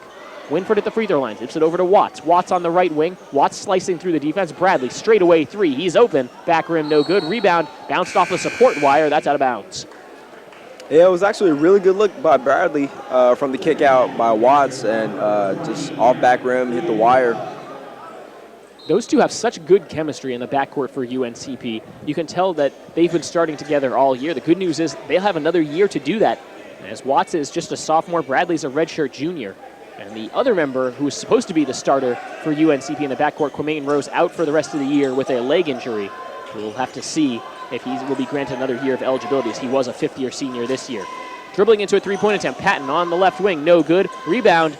The Pacers got their hands on it. They lost it. They went back up with it, and Belfield was fouled. Foul called on Jihad Wright. That's his third, and it's the 18th foul on the Braves. It puts the very good free throw shooter Keith Belfield at the foul line. Yeah, and as soon as he hit that ball, Jihad Wright knew that it was a foul. He knew it was about to get called, and he knew it was his third. I bet you before he even went in, Coach told him to be careful. And this might cost him a little defense here. James Murray Boyles replaces Jihad Wright as Keith Belfield drills the first free throw. Belfield, the redshirt senior guard, shooting 78.5% from the free throw line. That's good for a top 15 spot in the Peach Belt Conference. Lines up the second free throw, and that one was also just nothing but net. Nice stroke. He's a nice outside shooter as well. You don't get to be a top 10 scorer in the league without having a pretty nice stroke from the field if you're a 6'6 guard. Kick out, left side, Murray Boyles open for three, not this time. Cordenbrock tipped the rebound out of bounds, and it's Pacers ball. 6:17 to go in the first half. The Braves continue to hold a 4-point lead, but it hasn't been much bigger than 6. The Pacers just trying to stay within striking distance. This has not been a good first half for them. Patton near midcourt, takes it to the left wing. They bounce it to Sledge. He's open, a long two around the rim and out. Nice box out by Buffkin, but the Braves had too many black shirts to get the rebound. Here's Bradley. Bradley at the top of the key. Tries to get past one. Keeps his dribble alive. Back towards the corners. It gets poked away. Keeps it alive still. Finally loses his dribble. Lost the ball. Turned over. Belfield on the floor. Hands it off. And the Pacers get the turnover. Here comes Patton across midcourt. Bradley wants to get it back. Reaches in. Doesn't get the foul. Now Belfield open, right wing three around the rim and out. Offensive rebound, Sledge in traffic. Fall away, righty hook, not this time. That doesn't draw iron. Buffkin, the offensive rebound, goes back up. Cordenbrock gets the stop. Can't get the rebound though. Another offensive board for Buffkin to Belfield in the right wing. Belfield driving right baseline, and there's a blocking foul on Winford. Ben Miller pleading his case with the officials, saying that Belfield was using the other arm to push off. Yeah, it definitely looked like that. He tried to drive baseline, and he certainly had the other arm. Whether or not he extended the other arm, I mean, he was holding it out. That's what you do when you're dribbling the ball. Whether or not he pushed off and actually used it to gain an advantage, that would be the thing. Foul goes on Winford, his second. So now Winford and Murray Boyles both out there with 2. Jihad Wright on the bench with 3. This will be a real test of the Braves' bench depth if this continues. Meanwhile, USC Aiken continues to play Tavares Sledge despite the fact that he has 3 fouls. He's got 9 points to lead the Pacers, and they need him out there. Free throw, it's a 1-and-1 as it's good for Belfield. He's getting a bunch of points from the free throw line here. He's now 3 of 3 from the stripe. One more coming up for the former Furman Paladin. This to make it just a 2-point game, 5:27 remaining in the first half. And a late horn substitution for USC Aiken. Glenn Campbell will get his first run of the evening. He replaces Patton. Campbell's a freshman guard from Raleigh who plays just 8.5 minutes per game. One more free throw here for the senior. Belfield lines it up and rattles it home. And it's now 29-27 Braves. Brandon Watts will walk it up for UNCP. 4 of the 5 starters out there for the black and gold. It's Watts, Bradley, Winford, Cordenbrock, and James Murray Boyles. Murray Boyles on the left wing. Back upside, Watts, a long three-pointer. Back rim, no good. Murray Boyles hauls in the rebound. Backs it out towards the corner, throws it up top for Watts. Back over to Murray Boyles. Hand off for Watts. Watts calls for a Cordenbrock screen, uses it, takes it to the top of the key, bounces it over to Bradley.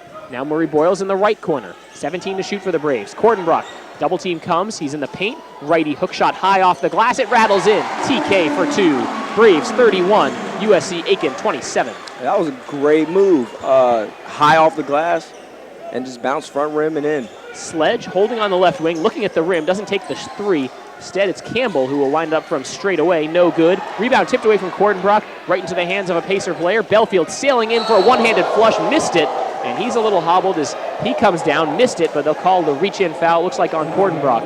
That was an athletic move and an athletic take to go up on the bigger man.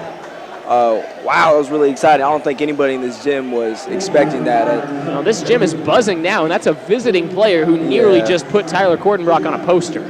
Yeah, definitely. The gym went silent when he went up. I don't think anybody was expecting that. He certainly doesn't look like a dunker.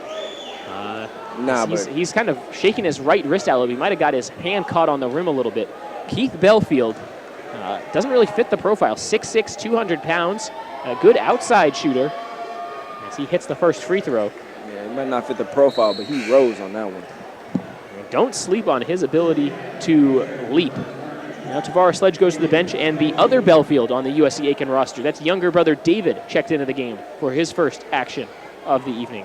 David is a true sophomore. Keith is a redshirt senior. They're both in their second year at USC Aiken. Second free throw good for Keith Belfield, and the lead back down to 2 once again.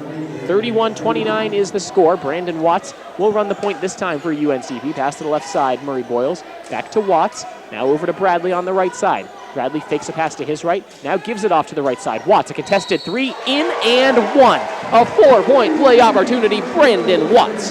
How often do you see that? That's the second foul that has been awarded to him, and they're not letting him come down. You have to let the shooter come down. That's something it's just a given. Since playing basketball, it's a given that you have to let the shooter come down or there will be a foul called. You see it everywhere from middle school to the NBA. The foul called on David Belfield, and he goes immediately right back to the bench. Tavares Sledge will replace him. Watts completes the 4-point play with the free throw. And to answer your question, how often do you see that? By my count, that's the 3rd time it's happened on this floor for Brandon Watts this season. He's the master of the 4-point play. Yeah, they treat him like he can't shoot.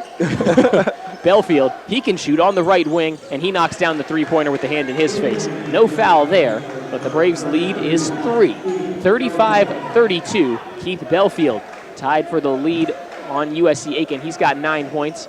Sledge also has 9. Looking down low for Winford. Ball on the floor. Pacers on the floor to it. They get the steal. Bounce pass to Belfield. He takes it up the far wing. Bradley's ready to defend him as he gets it inside, now to the left corner. Great up fake, driving Stevenson. Lost the ball, still lays it in. Looked like that slipped out of his hands, but he up faked Brandon Winford to the rafters. Got right to the cup, laid it home for 2, and it's a 1-point game with 3.5 minutes to play in half number 1.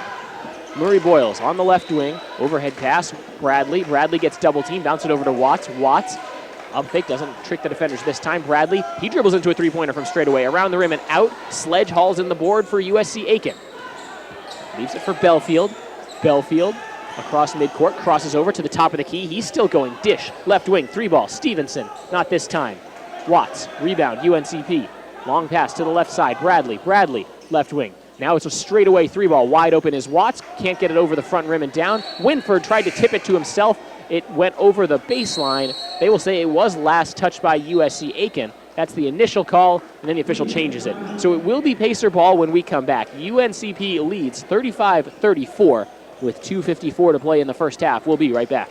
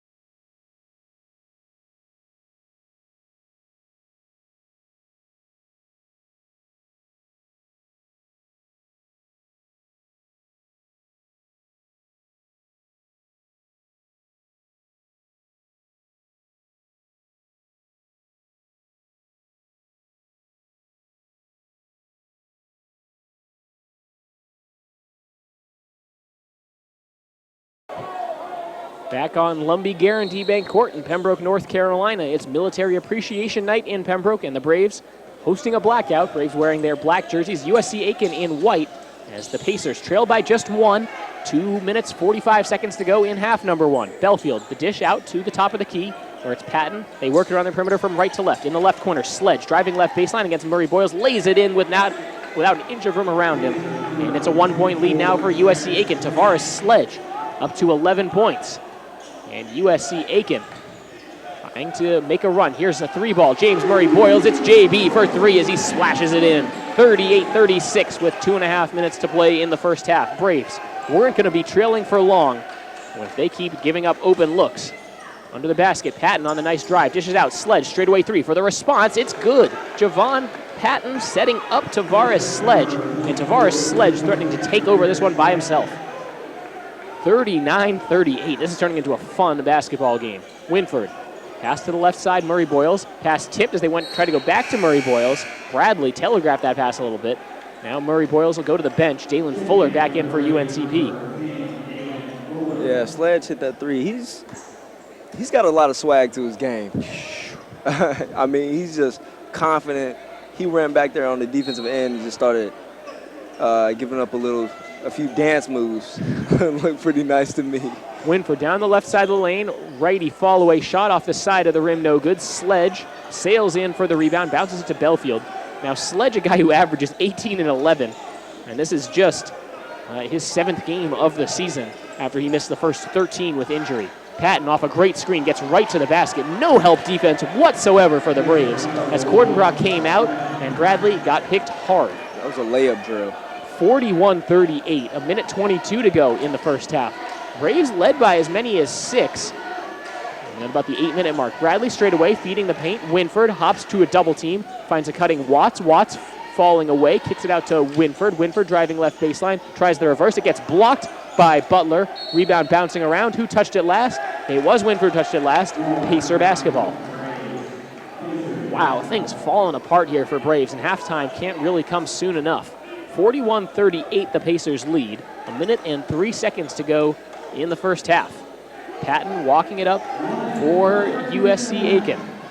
The UNCP now will go man-to-man. Patton trying to get past Bradley, spins. Cordenbrock tried to get the block, couldn't do it. Tip in by Patton, no good, or by Butler, no good. And UNCP corrals the miss. Here's Watts across midcourt with 40 seconds left.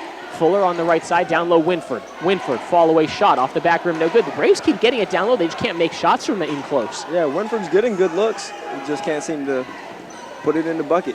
Now about a 6-second difference between the shot clock and game clock. Bradley trying to take it away from Patton. He's got to be careful as both teams in the double bonus.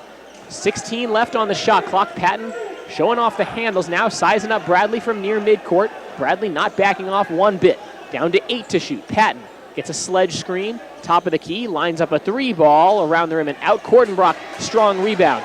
7 seconds left. Bradley looks up at the clock, now decides he's got to go. Zipped it to the left side. Watts open for 3 for the tie, around the rim and out. Winford gets his hands on the rebound. Nothing's going to become of it, and that is the end of the first half. Braves got some really good looks. They made a fair number, but they'd like to make more. They'll switch sides for the second half, but first they'll have a chance to talk things over in the halftime locker room. We will take a little break here on the broadcast as well. When we come back, we've got stats and analysis from the first 20 minutes of basketball. Braves trailing at intermission. It's 41-38 USC Aiken here on the Braves Broadcast Network.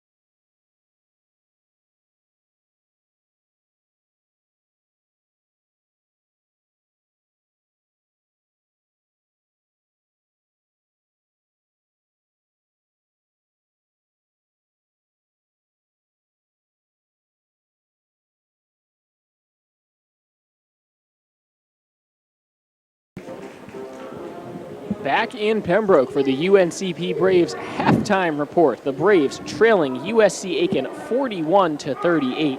With Bryant Reed, I'm Cameron Songer. Thank you for joining us on the Braves Broadcast Network on a cool, rainy Wednesday evening in Pembroke. Bryant, a fun first half of basketball. We saw guys getting after it, bodies colliding under the basket, a lot of contact, a lot of fouls, but some high-flying action as well. A couple very near highlight plays, and still fun basketball, though, either way. Yeah, definitely. This is really the kind of game that you want to see. These are two pretty evenly matched teams, and it's definitely looking like it. It's not just like a regular basketball game. You have not just the teams going up against each other, but it's looking like you have individual matchups going up against each other, and that's part of it that really makes it fun. And I look forward to the second half. It's feeling like it's getting personal between some of these guys, and again, this is the second time these teams have played, but one of the biggest offenders, I would say, and one of the guys who has 3 fouls, is Tavares Sledge from USC Aiken, a guy who didn't play in the first meeting between these two teams because of an injury, and he has been out there, and he's making some plays, he's getting after it, but he has also been teed up once for arguing about a call. He does lead USC Aiken with 14 points, and he's doing it from all over the court. 5 of 8 from the floor, 3 of 4 from behind the arc, while also being just 1 of 3 from the free throw line. 14 points and 4 rebounds for him. He's been the standout performer, hands down. A 6'8", 225 forward, transfer from Wright State. He's putting on a show.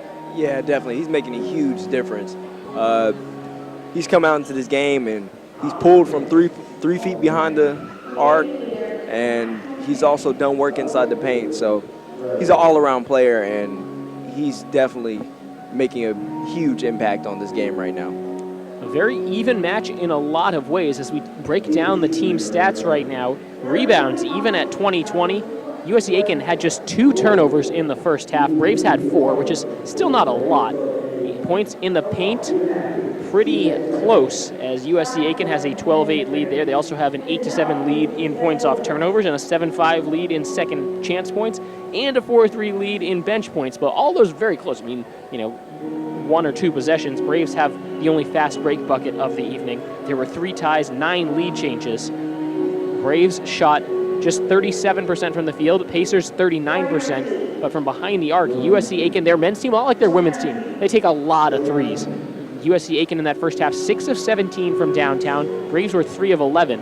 And how about this? Both teams took 13 free throws, and the Braves actually shot a better percentage. That seems insane because of the way this season has gone for UNCP. But the Pacers, as a team, shoot just 70% on the season. The Braves also shoot about 70%. The Braves just a fraction better. But in this one, the Braves 13 of 13 in that first half from the free throw line. They need to bottle that up and save that. And at the same time, where was that in some of these other games that UNCP has played in this year? Yeah, I know. All these close games that the Braves have had this year, they could have used a little free throw shooting. I know definitely the last home game that we played against Augusta, they could have used it. But they need to keep it up for the second half if they want to stay in this thing and win, because they're getting to the line. They're drawing fouls. And if they get put in the bonus as quickly as they did that first half, then free throws are going to be a necessity when it comes down the stretch. Well, you hate to look ahead, but let's look ahead for just a moment here. The Braves at this point, 5-7 in the Peach Belt, USC Aiken 2-10. So just looking at that, you think the Braves on their home court got to beat a team that's struggling in Peach Belt Conference play. The Braves tied right now for 3rd. They're in a 3-way tie for 3rd in the Peach Belt Conference East Division. Now, you need to be in the top 4 in each division to make the conference tournament. So a loss here, and the Braves could potentially drop out of consideration if the season were to end today kind of story. So the Braves want to continue to see their name in the top 4 in the PBC East. Coming up next for the Braves on Saturday, Young Harris comes in here, and they're tied for 1st in the PBC West. It'll be the last crossover division game for UNCP, and the only time they'll play Young Harris this season. So it's not getting much easier for the Braves this week in terms of taking on a team that's right now only has 2 Peach Belt Conference wins. That's what's at stake for the Braves. For USC Aiken, they're right now at the bottom. They need to beat teams that are ahead of them in order to climb back into consideration, as they're right now 3 games back of that 4th spot in the PBC East. Yeah, definitely. For Aiken, if they can just tough out this last stretch that they have of games, and they've probably got to win out if they want to be able to be in that top 4. If they win out, then I have no doubt that they could be in that top 4. And with the way that they're playing today, it's definitely looking like they're a top 4 team in the East. They're a very different team with Tavares Sledge in the lineup. One more time, the guy with the really awesome cornrows that come halfway down his back, if you're watching here on the video stream, number 24 in white, Tavares Sledge, 18.8 points per game, 11.3 rebounds, 3.5 assists, and an about 90% mark from the free throw line. This is from a guy who missed the first 13 of 19 games so far this season. This is just his seventh game of the year, and he appears to be in mid-season form. Really impressive numbers for him. He leads all scorers with 14. Other scorers for USC Aiken, Patton has 8, including 2 long-range bombs. Belfield, their leading scorer for most of the season, had 9 in the first half, but the Braves turned him into a volume scorer, 1 of 4 from behind the arc, but he was 6 of 6 from the line. Other scorers for Aiken, Butler had just 3, Emu had 3, Buffkin with 2, and Stevenson had 2. For UNCP, it's the Brandon Watts show once again. He leads the Braves with 12 points and 5 rebounds, leading the Braves in both of those categories. A perfect 4 of 4 from the line. He also has made 2 3-pointers and 1 4-point play. That's really been the highlight for UNCP. Cordenbrock, perfect 3 of 3 from the field. He's got 8 points and 4 rebounds. Winford with 6 points, 3 rebounds. Jahad Wright, 7 points and 2 rebounds, but he does have 3 fouls. Bradley has 2, and James Murray Boyles has 3 to round out the Braves scoring. Now, Brian, what do the Braves have to do differently here in the second half to kind of make this what you would call a slight comeback? They're down 3 right now. Honestly, I'd say just keep playing their game. That's what I'd say. Limit the open shots and want to contest more shots. Do your best at all costs to stop Sledge, because obviously that's their go-to. But other than that, they're playing a great game so far, and just keep on doing what you're doing. Just limit the open shots. All right, let's take a look now around the Peach Belt Conference. Every team in action today, as there are 7 doubleheaders around the PBC, all 14 teams, men's and women's, getting some run in on a Wednesday evening as we take a look at scores around the conference. Armstrong State at Flagler, leading at halftime 44-34. Those teams right in UNCP's kind of tier in the PBC East. So that's one the Braves will be interested in terms of the final result once that one's done. The halftime score here once again, USC Aiken 41, UNCP 38. An upset brewing in Francis Marion, where the Patriots are annihilating Lander right now, 43-19 at the break. Lander right now the current leader in the PBC East, and Francis Marion nowhere near the top. So that is that'd be a huge fascinating upset. if that holds. But Lander obviously has their work cut out for them, down by 24 at the break. Elsewhere in the Peach Belt Conference, Georgia Southwestern leads Montevallo, approaching halftime there, 50-44. That would be a fun one to be on the call for. That's a very high-scoring first half. And also at halftime, Georgia College all over Augusta, 40-27. Georgia College, they played a good game against UNCP, a winnable game for the Braves, and it would, any time a West Division team can knock off East Division teams that are ahead of or close to UNCP, it helps the Braves' cause. On the women's side, if you were here for the Braves women's game, then you already know a heartbreaking loss for the Lady Braves, 57-55 the final there against USC Aiken. Elsewhere in women's basketball in the PBC, Montevallo 68, Georgia Southwestern 60, Flagler 87, Armstrong 70, Lander 75, Francis Marion 65, North Georgia 55, Young Harris 42. Columbus State winning a matchup of ranked teams over Clayton State. The Cougars defend home court, 73-64 over the Lakers, and 84-76 Augusta defeated Georgia College. This has been the UNCP Braves halftime report. Don't go anywhere. Second half coming up in just a bit on the Braves Broadcast Network.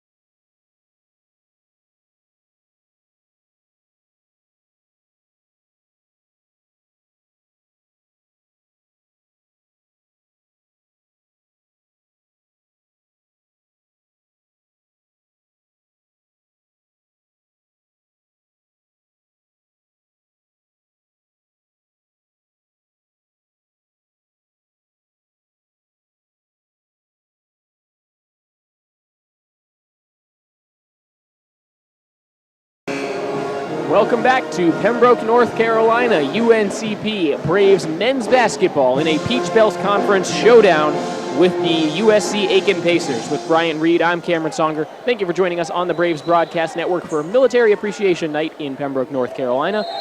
On Lumbee Guaranty Bank Court, the Braves wearing their road blacks. It's a blackout in the English E. Jones Center. 2-3 zone defensively for USC Aiken as the Braves begin the second half with the first possession. Bradley, the pass to the right side, bounces it down low for Winford. In the paint, fall-away shot blocked by Arbery Butler, and the rebound controlled by USC Aiken. Here's Patton walking it up slowly. He kind of trots into his pace. Pass to the right side. Open on the right wing. Emu doesn't take the shot. Gives it to Butler, who goes to work in the low block. Spinning towards the middle, lays it in right over Brandon Winford. That's a power move for Arbery Butler. And the USC Aiken lead is now 5. It's 43-38. That's the largest lead they've had in this game. Watts looking down low. Winford up top for Bradley. Bradley over to the right side. Watts. Over to Bradley to the left wing. Jihad right. Back to Bradley straight away. Watts on the right wing. Every time they catch and look, but it would be a very deep three. Down to 10 to shoot. Winford comes out for the screen. Watts splits the defense. Slicing to the basket. Missed the shot. He goes down hard. No foul called. And there's a timeout and a warning here against Ben Miller. Not a technical foul, but the ref needed to stop the action and tell Ben Miller to shut up. But, I mean, it's understandable. Watts went through the lane, and it just looked like he went through a car crash. He ended up on his rear end, so something happened down low. On the right wing, it's Emu looking down low. Pass out of the way for Arbery Butler. He couldn't do anything with it. Out of bounds, Braves ball.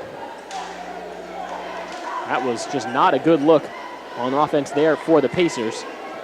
Just their third turnover of the game, though, as the Braves pass it back and forth. Bradley and Wright. Now it's Watts getting involved in the passing game. On the right side, Winford comes out for the screen. Watts, the pass to Wright. Down low, Cordenbrock. Righty hook from the left block. Yes. Tyler Cordenbrock for 2. He's getting going here tonight. He's got 10. On the right wing, as the Pacers have the ball in a 3-point lead. 1.5 minutes off the second half clock. To the basket. Emu lays it in on the reverse. Hendricks, Emu, right to the cup as the defense didn't get in his way. Bradley dribbling up top. Pass to the left side. Right holds. Holds at the waist. Waits for a Cordenbrock screen. Uses it. Pass to the opposite side. Watts, a long 3. Rattles it in. Brandon Watts, another 3. And he is pouring them in his third trifecta of the evening. That was a great shot. Actually 5 feet behind the line, but it's still a good shot because it's in his range. It counts for 3 either way. Patton on the left side. Bradley, he throws it down low. A nice catch for Sledge, and he had the height advantage on Gerard Wright. Lays it home for 2. Slapped the backboard for good measure as well. 16 points now for Tavares Sledge. We've played 2.5 minutes in the second half. Bradley to the free throw line. A nice leaping pass for Winford. Blocked by Sledge. They'll call the foul. Got the ball, also got the wrist. And that's the 4th personal on Tavares Sledge. Huge news for UNCP, as it puts Brandon Winford at the free throw line. Braves down 4 right now. Deficit at this point not as important as trying to get Tavares Sledge out of this ball game. Yeah, and he's going to the ref. He's talking to the ref right now. He doesn't agree with that call, but I want to know how long he's going to be out the game. The Braves have no answers for him really on either end, as he's wreaking havoc on the defensive end as well as knocking down shots. First free throw missed by Winford. It's the Braves' first miss from the line in the game. They're now 13 of 14 from the free throw line. Checking in for the Pacers, number 0, Kyle Buffkin. The transfer from Coastal Carolina in his first season in Aiken. Knocks down the second free throw, Winford, and it's back down to a 3-point game. 47-44 shows the scoreboard. Getting into the lane, the layup around Cordenbrock, good for Patton. 49-44. Braves come back the other way after they give up the easy 2. Bradley hopping through the lane, kicks it out right, took too many steps before he put the ball on the deck. And the Braves turn it right back over. Not helping the Braves' cause. They're going to need to get some stops right now, and they have had trouble doing that here in the second half. Patton walks it up. 17-10 to go in the second half. Bradley guarding near midcourt. Patton pounding the ball into the hardwood for the Pacers. He dribbles to the right wing, looking down low, and a foul called as Winford wrestled with Arbery Butler. And that's a foul on Winford, his 3rd. UNCP starting to get some key guys in foul trouble. Both Jihad Wright and Brendan Winford have 3 personal fouls. Long inbounds pass out top. goes to Emu, now to the right wing, back up top for Patton. Patton calling for something. Some off-ball action to the free throw line. Buffkin lobs it down low, looking for Butler. Wright reaching in for the interception. Both players possess it. That's a jump ball. Jahad Wright nearly ripped that ball away from Arbery Butler. Yeah, that's great defense, and that's what UNCP needs to be doing more of, that help defense backside, because Aiken feels like they have the advantage when it comes to big men. Shot clock does not reset. There's 19 to shoot for the Pacers. Buffkin in trouble, stripped by Bradley. Now Watts running down the floor, hopping towards the basket, lays it in with the finger roll. Brandon Watts for two. It's a 49-46 lead for the Pacers. That was a strong take there by Brandon Watts. He would not be denied as he ran to the rim. 16.5 minutes to play in the first half. Patton on the right wing has the pass to the left wing now. Belfield no good on the three. A foul on the fight for the rebound, and we're going the other way. Foul on USC Aiken. They'll call it on number 0, Kyle Buffkin. His first, team's third. Check that, team's second. Brandon Watts will inbound. Braves out there with Watts, Bradley, Wright, Winford, and Cordenbrock. The starting five for the black and gold on their home court, trying to pick up a key PBC win against an East Division rival. Up top for Wright. Wright crosses over, gets right towards the basket, puts up a wild shot, airballs it over the back of the rim, and back come the Pacers. Now Wright reached in for the steal. He's out of position. Pacers running on the left wing. Patton has Cordenbrock on him, lines up a three ball, a good up fake, looking to the free throw line as the Braves now have a huge mismatch down low as Buffkin was being guarded by Alex Bradley. Bradley giving up over a foot in that mismatch and the easy layup. Nothing UNCP can do with that unless Bradley wants to give up the foul. Watts passes to Bradley, left wing, good up fake, gets his man in the air, can't blow past. 16 to shoot for the Braves. 15.5 minutes to play in the ball game. Watts on the right wing. Right, straight away, pass to Bradley on the left side. A long three for Bradley. That's offline. That barely grazed the rim. And the shot clock didn't reset. Winford on the follow, puts up the shot. He's fouled with 4 left on the shot clock. It will be Brandon Winford to the free throw line when we come back. The Braves suddenly down by 5 as the Pacers just haven't missed shots here for any extended stretch. 15:23 to go. Braves down 5 on the Braves Broadcast Network.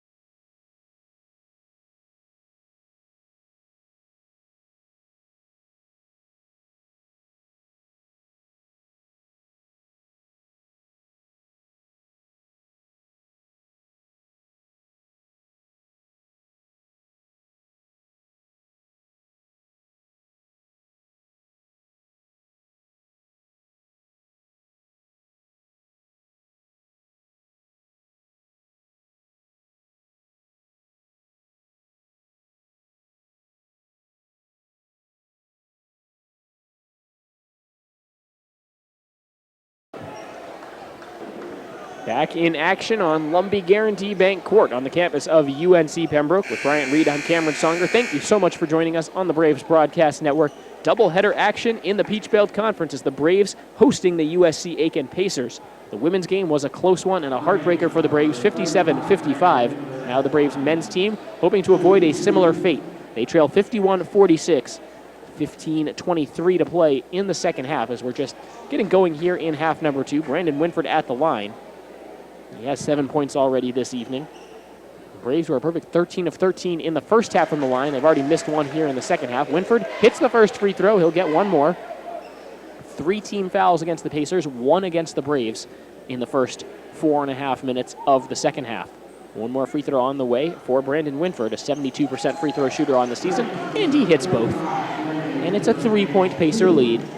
Walking it up the floor for USC Aiken is Javon Patton, as the Pacers go from left to right across Lumbee Guaranty Bank Court. Belfield to the free throw line, makes the pass to Butler. Butler gets inside, lays it up and in after the up fake. Got a couple defenders up in the air. 53-48 Pacers. Watts on the right wing, takes it up the floor for the Braves, skips it to Bradley. Wright hands it back off to Bradley after a quick pass. Now Jihad Wright straight away. Going down the lane on the right side. Double pump. Layup. He's fouled. Missed the shot. Jihad Wright going back to the free throw line. UNCP is trying to make a living there. Yeah, and that's what they got to do. 14 fouls now for Aiken, and you just got to keep getting to the line. That's what's going to get you the easy points, and that was a great take and a great way to get some points by Jihad Wright. Wright hits the first free throw. 53-49 is the score. It's a second personal foul on Buffkin as the second free throw back rim no good. Butler pulled down the rebound. It was poked away by Jihad Wright. Out of bounds, last touched by Jihad Wright, Pacer ball. Jihad Wright is certainly capable of grabbing his own rebound off of a missed free throw. He's done it a couple times this year and nearly did it again that time. Belfield gets the ball after he threw it in. He threw it right back to him. And now Keith Belfield, the fifth-year senior, taking it down the left side of the lane. He's bumped as he goes up for the shot. They'll call the foul on Tyler Cordenbrock, his second. Now, was that in the act of shooting? I don't think so. They'll award baseline out of bounds for USC Aiken. Ben Miller going to his bench. Carson Mounts, the freshman, checks in to replace Tyler Cordenbrock, who has been scoring the ball nicely. It's been on the other side of the floor that I think Ben Miller wants to see an improvement from his fifth-year senior. Belfield, trouble with the inbound, throws it to the right corner, open. No three taken by Emu. Up top, they work it to the left wing. Belfield, he doesn't take the three either. Patton at the free throw line to the right wing. Emu, this time he dials long distance, barely grazes the rim, and the rebound pulled down by Jihad Wright. Hands it off to Watts as he takes it up the left wing. Watts dribbling with his right hand, bounces it to Bradley on the right side. A great up fake, one dribble just inside the arc, knocks it in. Alex Bradley for two. What a move. He scored that one. Oh, yeah, Bradley's got a stroke on him, man. It's pretty when it comes out of his hands. The Pacer lead is down to 2, 14-10 to play in the second half. Belfield dribbles into a three-pointer straight away around the rim and out. Strong box out by UNCP. There's a foul on the floor. It's going against the Braves, it seems. Carson Mounts a little too aggressive on that box out. Yeah, sometimes that happens, and it looked like defender was trying to just get around him to get the rebound. They just kind of got tangled up a little bit, and Mounts got called for it. It's the first on Mounts, the third on the Braves. There's already been 4 on the Pacers in the first 6 minutes of half number 2. Inbounds pass goes to Patton, just right of center. Now he's stripped by Bradley, poked out of bounds, last touched by Alex Bradley. There's still 26 to shoot here for the Pacers. Tavares Sledge checked back into the game for USC Aiken. The newly discovered star here for the Pacers, back from injury. And he's playing with 4 fouls. He's the team's leading scorer here tonight with 16. At the top of the key, Patton lobbing it up for Butler, and he stuffs it in with 2 hands on the alley-oop. Wow. Yeah, and that was a pretty play off the pick and roll, and with Bradley on him, that was straight out of the Clippers playbook there. Just throw it towards the rim and let the big guy out-leap everybody. Yeah. 15 to shoot for the Braves. Let's see if they can get another good look. They look a little shell-shocked right now. Down to 10 to shoot. They haven't broken it inside the arc yet. 8 to shoot. Bradley on the right wing. Calls for a mount screen. 6 to shoot. Bradley, a deep 3 off the dribble. Barely hits iron. Rebound tipped around. It's on the floor. Pacers first ones to it. They get it to Sledge. USC Aiken gets the stop. Here comes Patton down the middle of the floor. Shovels it to the left wing. Up fake Emu driving left baseline. Knocks over Bradley. No whistle. Patton controls now. Watts guards him. Off the screen. Patton to the top of the key. Now Mounts closes out on him as the Braves mismatched all over the floor. Patton straight away. Keeps the dribble alive. Down to 10 to shoot. Winford now guards him. 3 ball. Contested. Air ball. Offensive rebound for the Pacers. Bradley strips it away from Emu, and now they want to run. Jihad Wright out in front of the pack, stuffs it in with 2 hands. Jihad Wright. And crowd got live after that one. He smiled at the crowd, said, "You're going to make some noise now, right?" Oh, yeah. And here we go. Been a little dead in here, trying to get the turnover. USC Aiken looking for the pass to the left side, and it goes right through the hands of Gavin Stevenson. Braves get the ball down by 2. 12 and a half minutes to play. As the substitution coming out for the Pacers, Hendricks Emu to the bench. Keep Belfield back in. Momentum can be a great thing, especially when you're at home. Everything just changes. You get a different feel, a different atmosphere, and all of a sudden it becomes eerie for the away team. Also going to the bench for USC Aiken is number 1 there, point guard Javon Patton.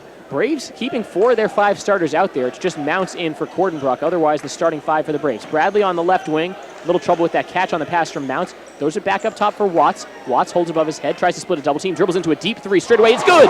3 points for Brandon Watts. The Braves take the lead, 56-55. on the left side. USC Aiken looking for a response with 12 minutes to play in the ballgame. They look down low for Sledge. It's too tall for him. Out of bounds. Back-to-back turnovers by the Pacers. Braves basketball. Aiken looks a little rattled. Let's see if the crowd can really get into it now.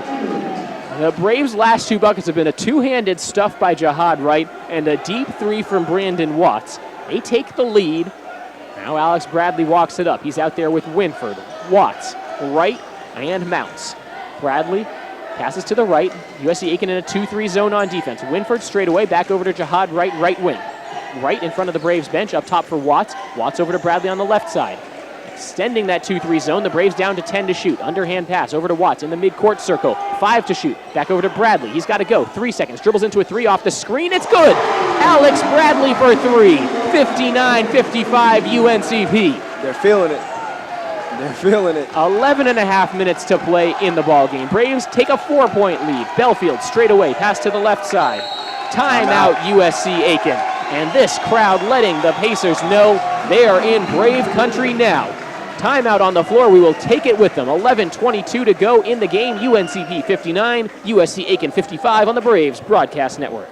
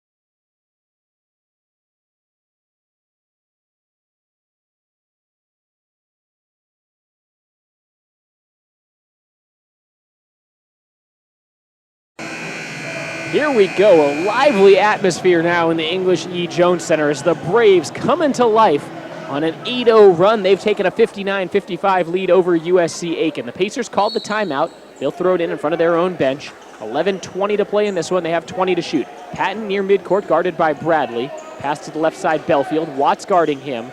Now Belfield throws it down low. Sledge comes to the free throw line to make the catch. Holds it above his head, zips it to the right corner. Looking down low, they have Butler. He throws it in with one hand after going around Carson Mounts for a tough catch. There's that athleticism you were talking about earlier. Arbery Butler, he may be the oldest guy on the floor. He's older than some of the assistant coaches at 27 years old. He'll say 27 years young. At the free throw line, Wright finds Winford on the right block. Shot no good. Rebound tipped around into the hands of Watts. Braves get another chance. Brandon Winford would like to be able to finish those. He'd also like to pick up a 5th foul on Tavares Sledge. Down low looking for Mounts. That pass offline, out of bounds. No one touched it, so the Braves turn it over. And this brings us to another timeout on the floor. Once again, we will take it with them. 10:37 to play in this one. It's just a 2-point game. The Braves lead 59-57, and we'll be right back. When you want to avoid rush hour traffic, you send to your smartphone for real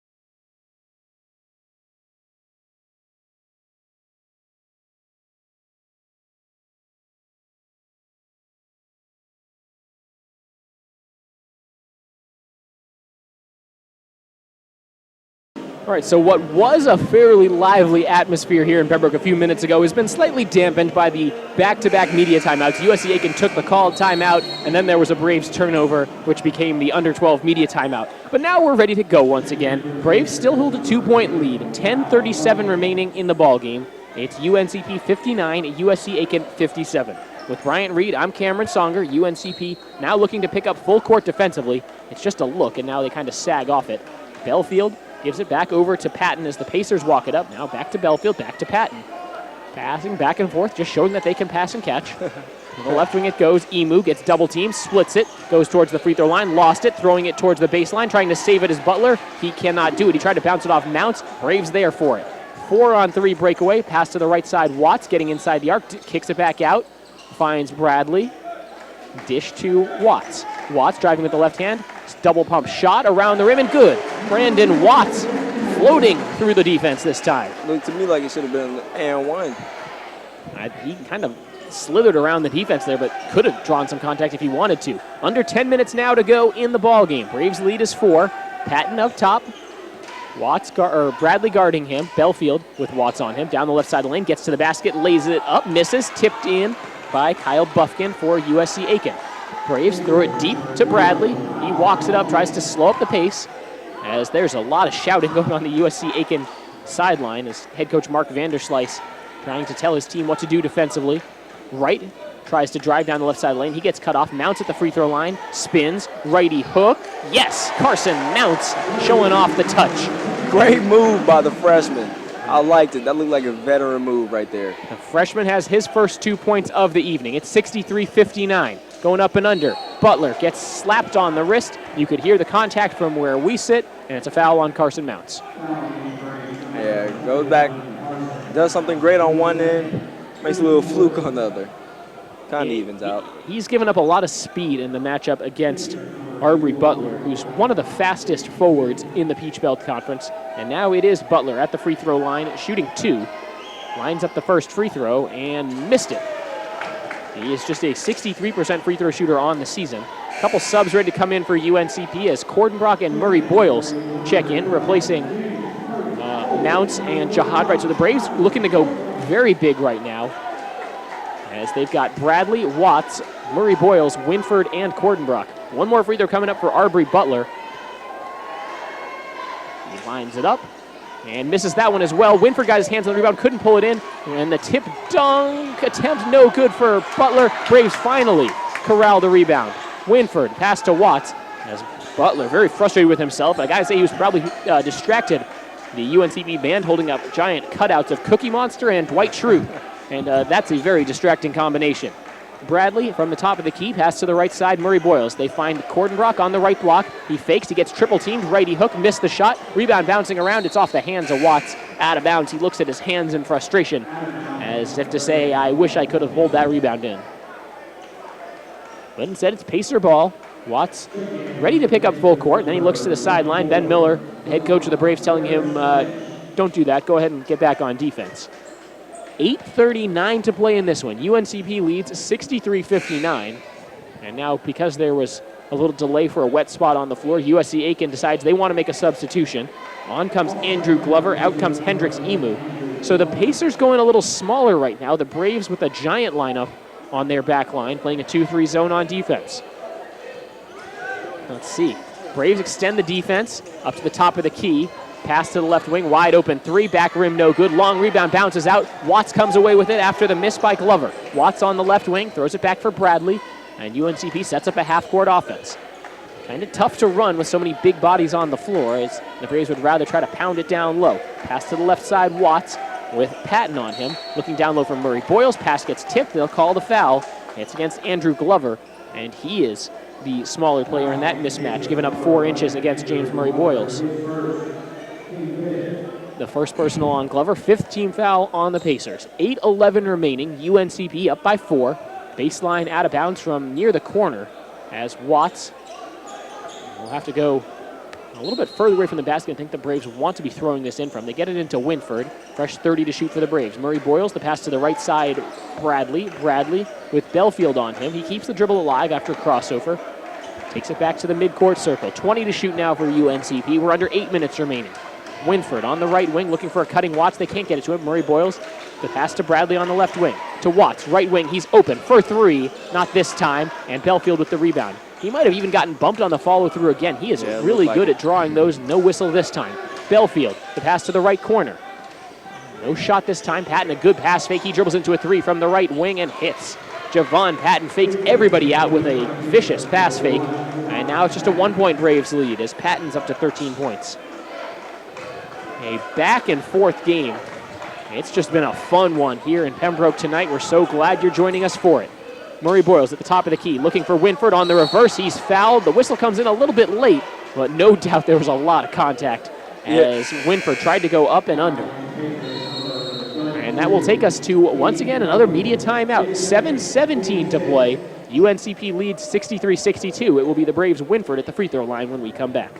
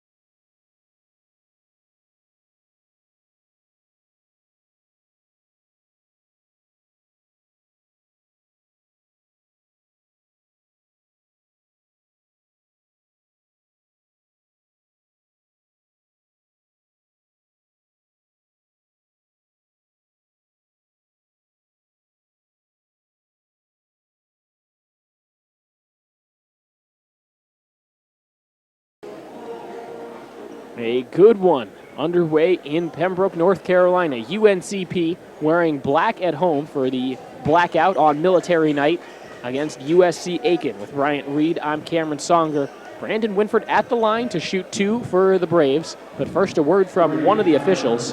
Just maybe a reminder, he's telling Winford maybe you guys need to break those huddles a little quicker coming out of those timeouts.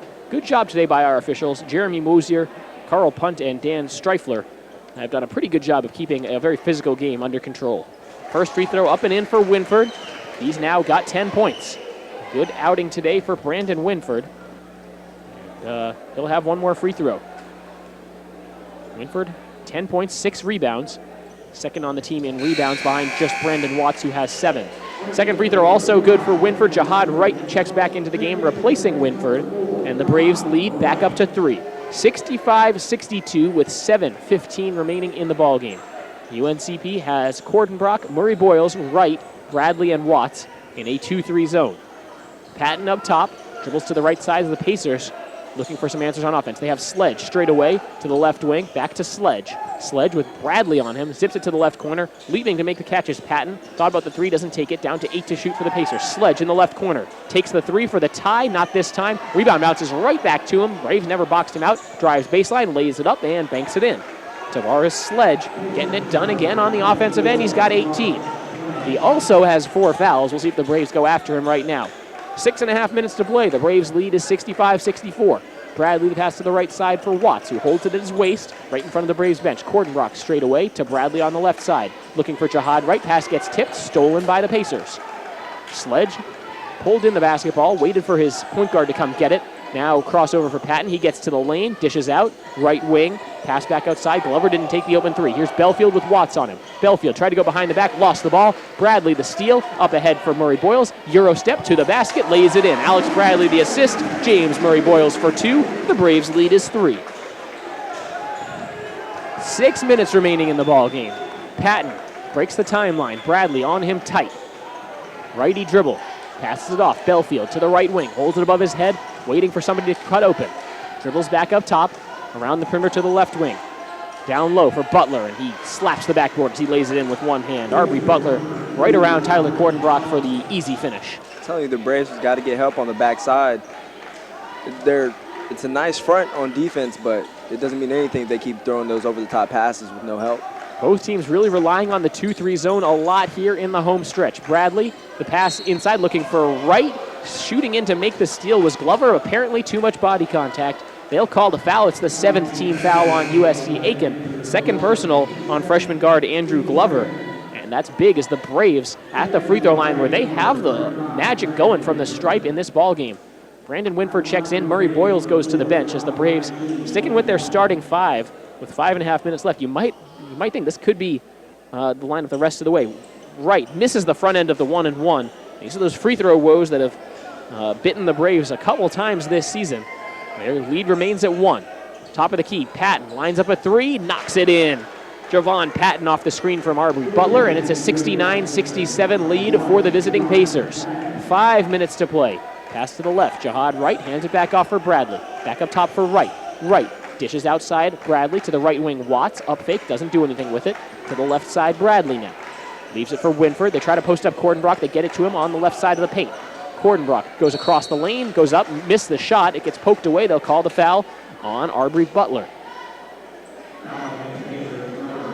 Yeah, that was a good taking it to the body of Arbery Butler. He started kind of high in the paint, maybe a foot or two away from the line, and then drove opposite and just took it to the body, and that's what you need. Keep getting to the free throw line. Free throw missed by Cordenbrock. UNCP as a team now at the free throw line, shooting, 19 of 22 from the stripe. Second free throw, Cordenbrock is good. Braves 20 of 23. That's a very good number for UNCP, but they really wanted to get both of those. Cordenbrock has 11. The Braves deficit is 1. If he had made both, it would have been a tie game.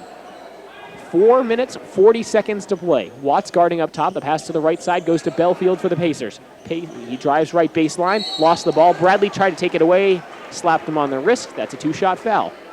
I'm telling you, Alex Bradley has great recovery speed.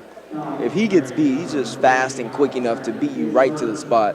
And it did look like he got the arm, but the defender clearly blew by him at first, and somehow he ended up in front of the defender.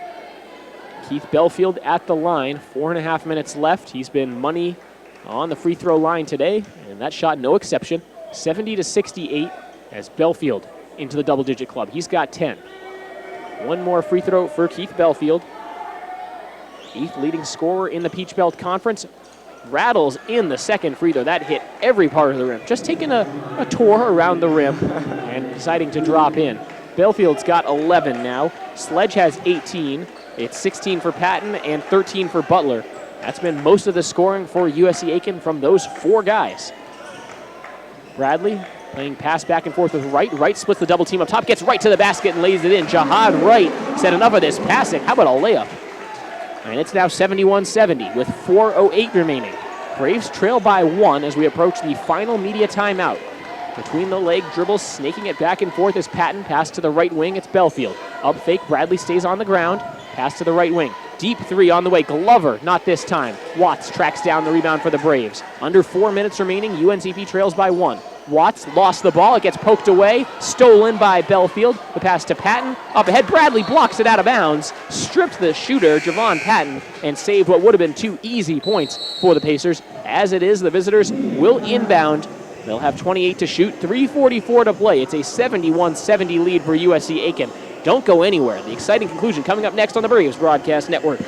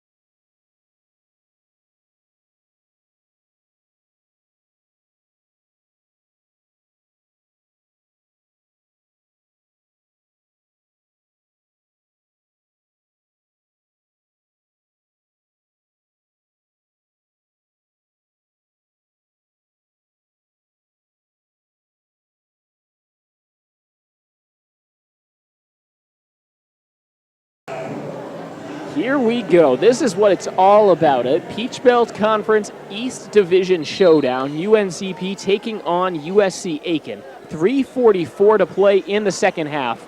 Pacers lead by 1 point. With Bryant Reed, I'm Cameron Songer. It's 71-70. And UNCP has their starting five in the game. So does USC Aiken. Sledge cuts right to the basket and lays it in on the baseline out of bounds. Great play design by Pacer head coach Mark Vanderslice. 73-70, 3.5 minutes remaining. Bradley up top for Wright, driving down the right side of the lane. Double team, looking for Cordenbrock. Ball gets poked away. Winford ends up with it. Missed the layup. He must have got hit. Wright goes up with a shot. He gets blocked. Rebound bouncing around. Sledge emerges with the basketball. Bradley forces him to pick up the dribble just inside of the half-court line. Now Patton wide open for three with Cordenbrock closing out on him. It's good. Oh, no. What a swing. USC Aiken went from being up 1 to being up 6 in the span of just really the blink of an eye. To the right wing, Watts. No time to panic yet. There's still 3 minutes left. Right down the left side of the lane, in trouble. Needs to get rid of it. Picks up his dribble. Bounces it to Cordenbrock. He gets stripped. Belfield comes away with the basketball. Hands it off for Patton, and now the Pacers will look to run some time off the clock. What happened to the Braves' execution that had been so good for most of this game? Really staying out of trouble in terms of turnovers. And now they have some costly ones. On the left side, step back dribble for Patton, down to 10 to shoot for the Pacers. Each team has turned the ball over 9 times in this game. 2.5 minutes to play. Patton straight away with Wright guarding him. 4 to shoot, takes it to the left wing. Sledge straight away with Bradley on him. Faces up, takes the three, no good. Watts had the rebound tipped away from him. Cordenbrock gets it, leaves it for Bradley. Bradley down the middle of the floor. Bradley down the right side of the lane now. Keeps the dribble alive. Sledge closes out on him. Watts up top. Watts slicing to the basket. Double pump layup around the rim and down. Brandon Watts for 2. Timeout UNCP's bench. Ben Miller wants a full timeout, and we will take it with them. 2:07 to play. Braves trail 76-72. We'll be right back. When you want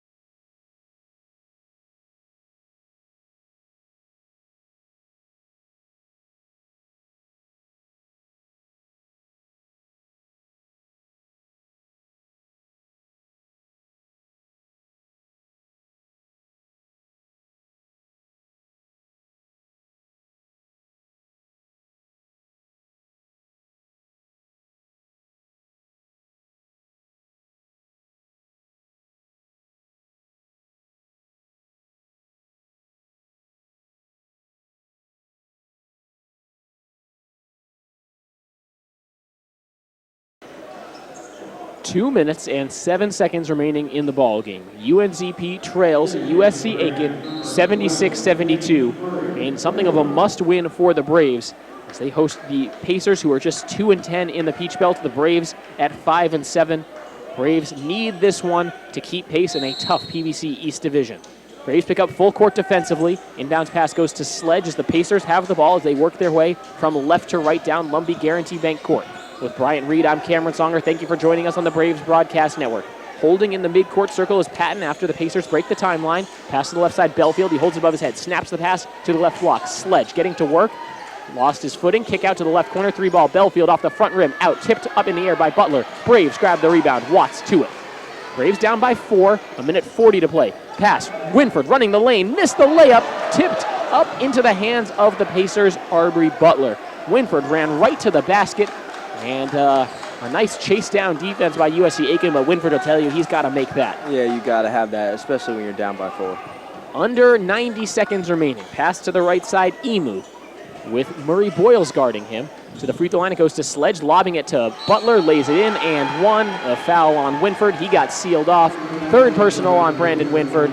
6th team foul on the Braves. And now the opportunity to make this a 3-possession game. Check that 4th personal foul on Brandon Winford. And just domination in the low post for Arbery Butler. He's got 15. Yeah, it's not looking too good for the Braves right now. They started off strong, everything was going well, then started getting lazy. Turnovers, slacking off on defense, and it's starting to cost them. The Braves were close. They've been in this game throughout. They've led much of the way. But USC Aiken in position to ride this one out. Free throw good for Butler. Just a 63% free throw shooter. He missed 2 earlier. Made that one when it counted. 79-72. Bradley spins towards the elbow, picks up his dribble into the middle. It's Wright, floater in the lane, banks it in, and one. Jihad Wright gives the Braves a much-needed bucket. There's still more than a minute left. Not much more. And Jihad Wright can go to the free throw line to try to make this a 3-point play. Wright has 14.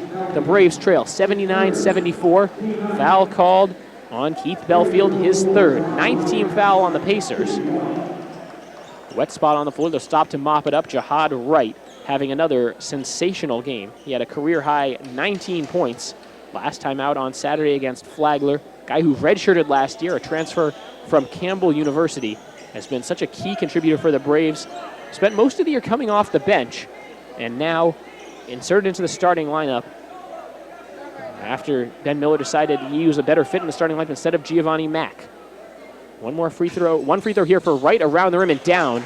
That's a nice roll for the Braves, and they cut the lead to 4. 1:06 remaining. It's 79-75. They trap Belfield on the catch. He gets rid of it. They break the timeline. Sledge on the far side. Braves looking to trap him. Belfield cutting to the basket. Tries the reverse layup. Lays it in and one. Oh, my goodness. Keith Belfield. And that was a sensational finish. Yeah, that was just a great finish. That was an all-pro finish right there. It was beautiful. Up and under while getting hit. Foul on Murray Boyles, his 3rd, 7th team foul on the Braves. There's 56 seconds remaining. Keith Belfield stops to fix his hair a little bit, and now he'll shoot a free throw. Well, actually, no, wait. Now he's going to go to the sideline. He needs to wipe up his hand. I think he might have got hit in the hand, wants to wipe the sweat off before he shoots a free throw. But when you do something like that, you're allowed to stop and fix your hair, because that was an awesome Get ready reverse for the finish. glamour shot. Oh, yeah. You got to look good when you're shooting that free throw. 6-point lead for the Pacers. This to make it 7. Around the rim and out. Winford grabs the rebound, looking for Wright. Threw it off his back. Saved it at the last second. Close. Oh, man. Okay, so Watts across the timeline. Under 50 seconds left. Watts, a quick 3. Around the rim, no good. Sledge pulls down the rebound. Double team comes. He keeps the dribble alive. Throws it up ahead. Butler hands it back off for Sledge. In transition. Sledge down the middle of the lane. The one-handed hammer. And that should do it. 83-75, USC Aiken with 35 seconds left. Tavares Sledge putting the exclamation point on this one. Watts down the lane, tried the layup, it's missed. Tip out goes to Bradley, he tries a 3, it gets blocked by Patton, saved by Patton to Sledge, he'll hold it, shot clock off, Wright shoves him, and that's a foul. Tavares Sledge going to the free throw line, and the crowd beginning to head to the exit. Yeah, and Sledge put on a little show. After he got fouled, got the whole crowd. Oh, he turned right to the USC Aiken bench. There's about a dozen fans of USC Aiken, and I think it's mostly the women's basketball team from USC Aiken. They're given a standing ovation for the effort from Tavares Sledge, senior forward. In his final year of college eligibility, he transferred from Wright State University and missed most of this season, missed 13 games with an injury, and he has come in and made such an impact for the Pacers. It might not result in much as they dug themselves such a big hole in the standings, but they will get out of Pembroke with their 3rd conference win, and they'll improve to 3-10 in the league. The Braves needed this one, and they're not going to get it. They'll fall to 5-8 and really put themselves behind the 8 ball in terms of any kind of postseason positioning. Sledge misses the free throw. It was a 1-1, so the Braves grab the rebound. Bradley up the far side. Bradley, a long 3, barely draws iron. Winford grabs the rebound. It's blocked from behind. They'll call the foul on number 2, Arbery Butler. It'll be his 4th. And Brandon Winford just here to make the final score look a little bit more respectable. 83-75 is USC Aiken's lead, and this gym emptied out very quickly. Yeah, I think the Braves fans have seen enough. Blackout night did not go the way the Braves dreamed. A 2-point loss in the women's game. The final margin yet to be determined in the men's game. But it's all academic at this point. It's the first free throw good for Brandon Winford. He's got 12 now. And he'll shoot one more. Tavares Sledge, what a performance for him. He led all scorers, 22 points, 9 rebounds. Second free throw missed by Winford. Rebound tipped out to the hands of number 23, Emu. Reach-in foul given. Why is Jihad Wright fouling him? I don't know, but Jihad Wright is fouled out of the game, just giving more time for USC Aiken to celebrate on Lumbee Guaranty Bank Court. And more time, I guess, for the fans to decide they could leave and try to beat traffic out of here. Yeah, well, I know one thing's for sure. The school's restaurants are going to be pretty filled, like they always are after these games. I'll tell you another thing. It'll be a fun bus ride back to Aiken, South Carolina for this Pacer team. Oh, definitely. Both the women's and men's team that have been struggling all year, especially on the men's side, getting 2 huge wins. We'll take a look in the backcourt right now is Hendricks Emu ready to shoot 1-1. Tavares Sledge chatting up with some of the UNCP cheerleaders, and it does not look friendly. I'm not sure why they think they can talk to him, but he is certainly exchanging some words there with some of the Spirit squad. I've never seen anything like that. Second free throw also good. Both free throws good for Hendricks Emu. I'm telling you, it's that swag, that confidence he got.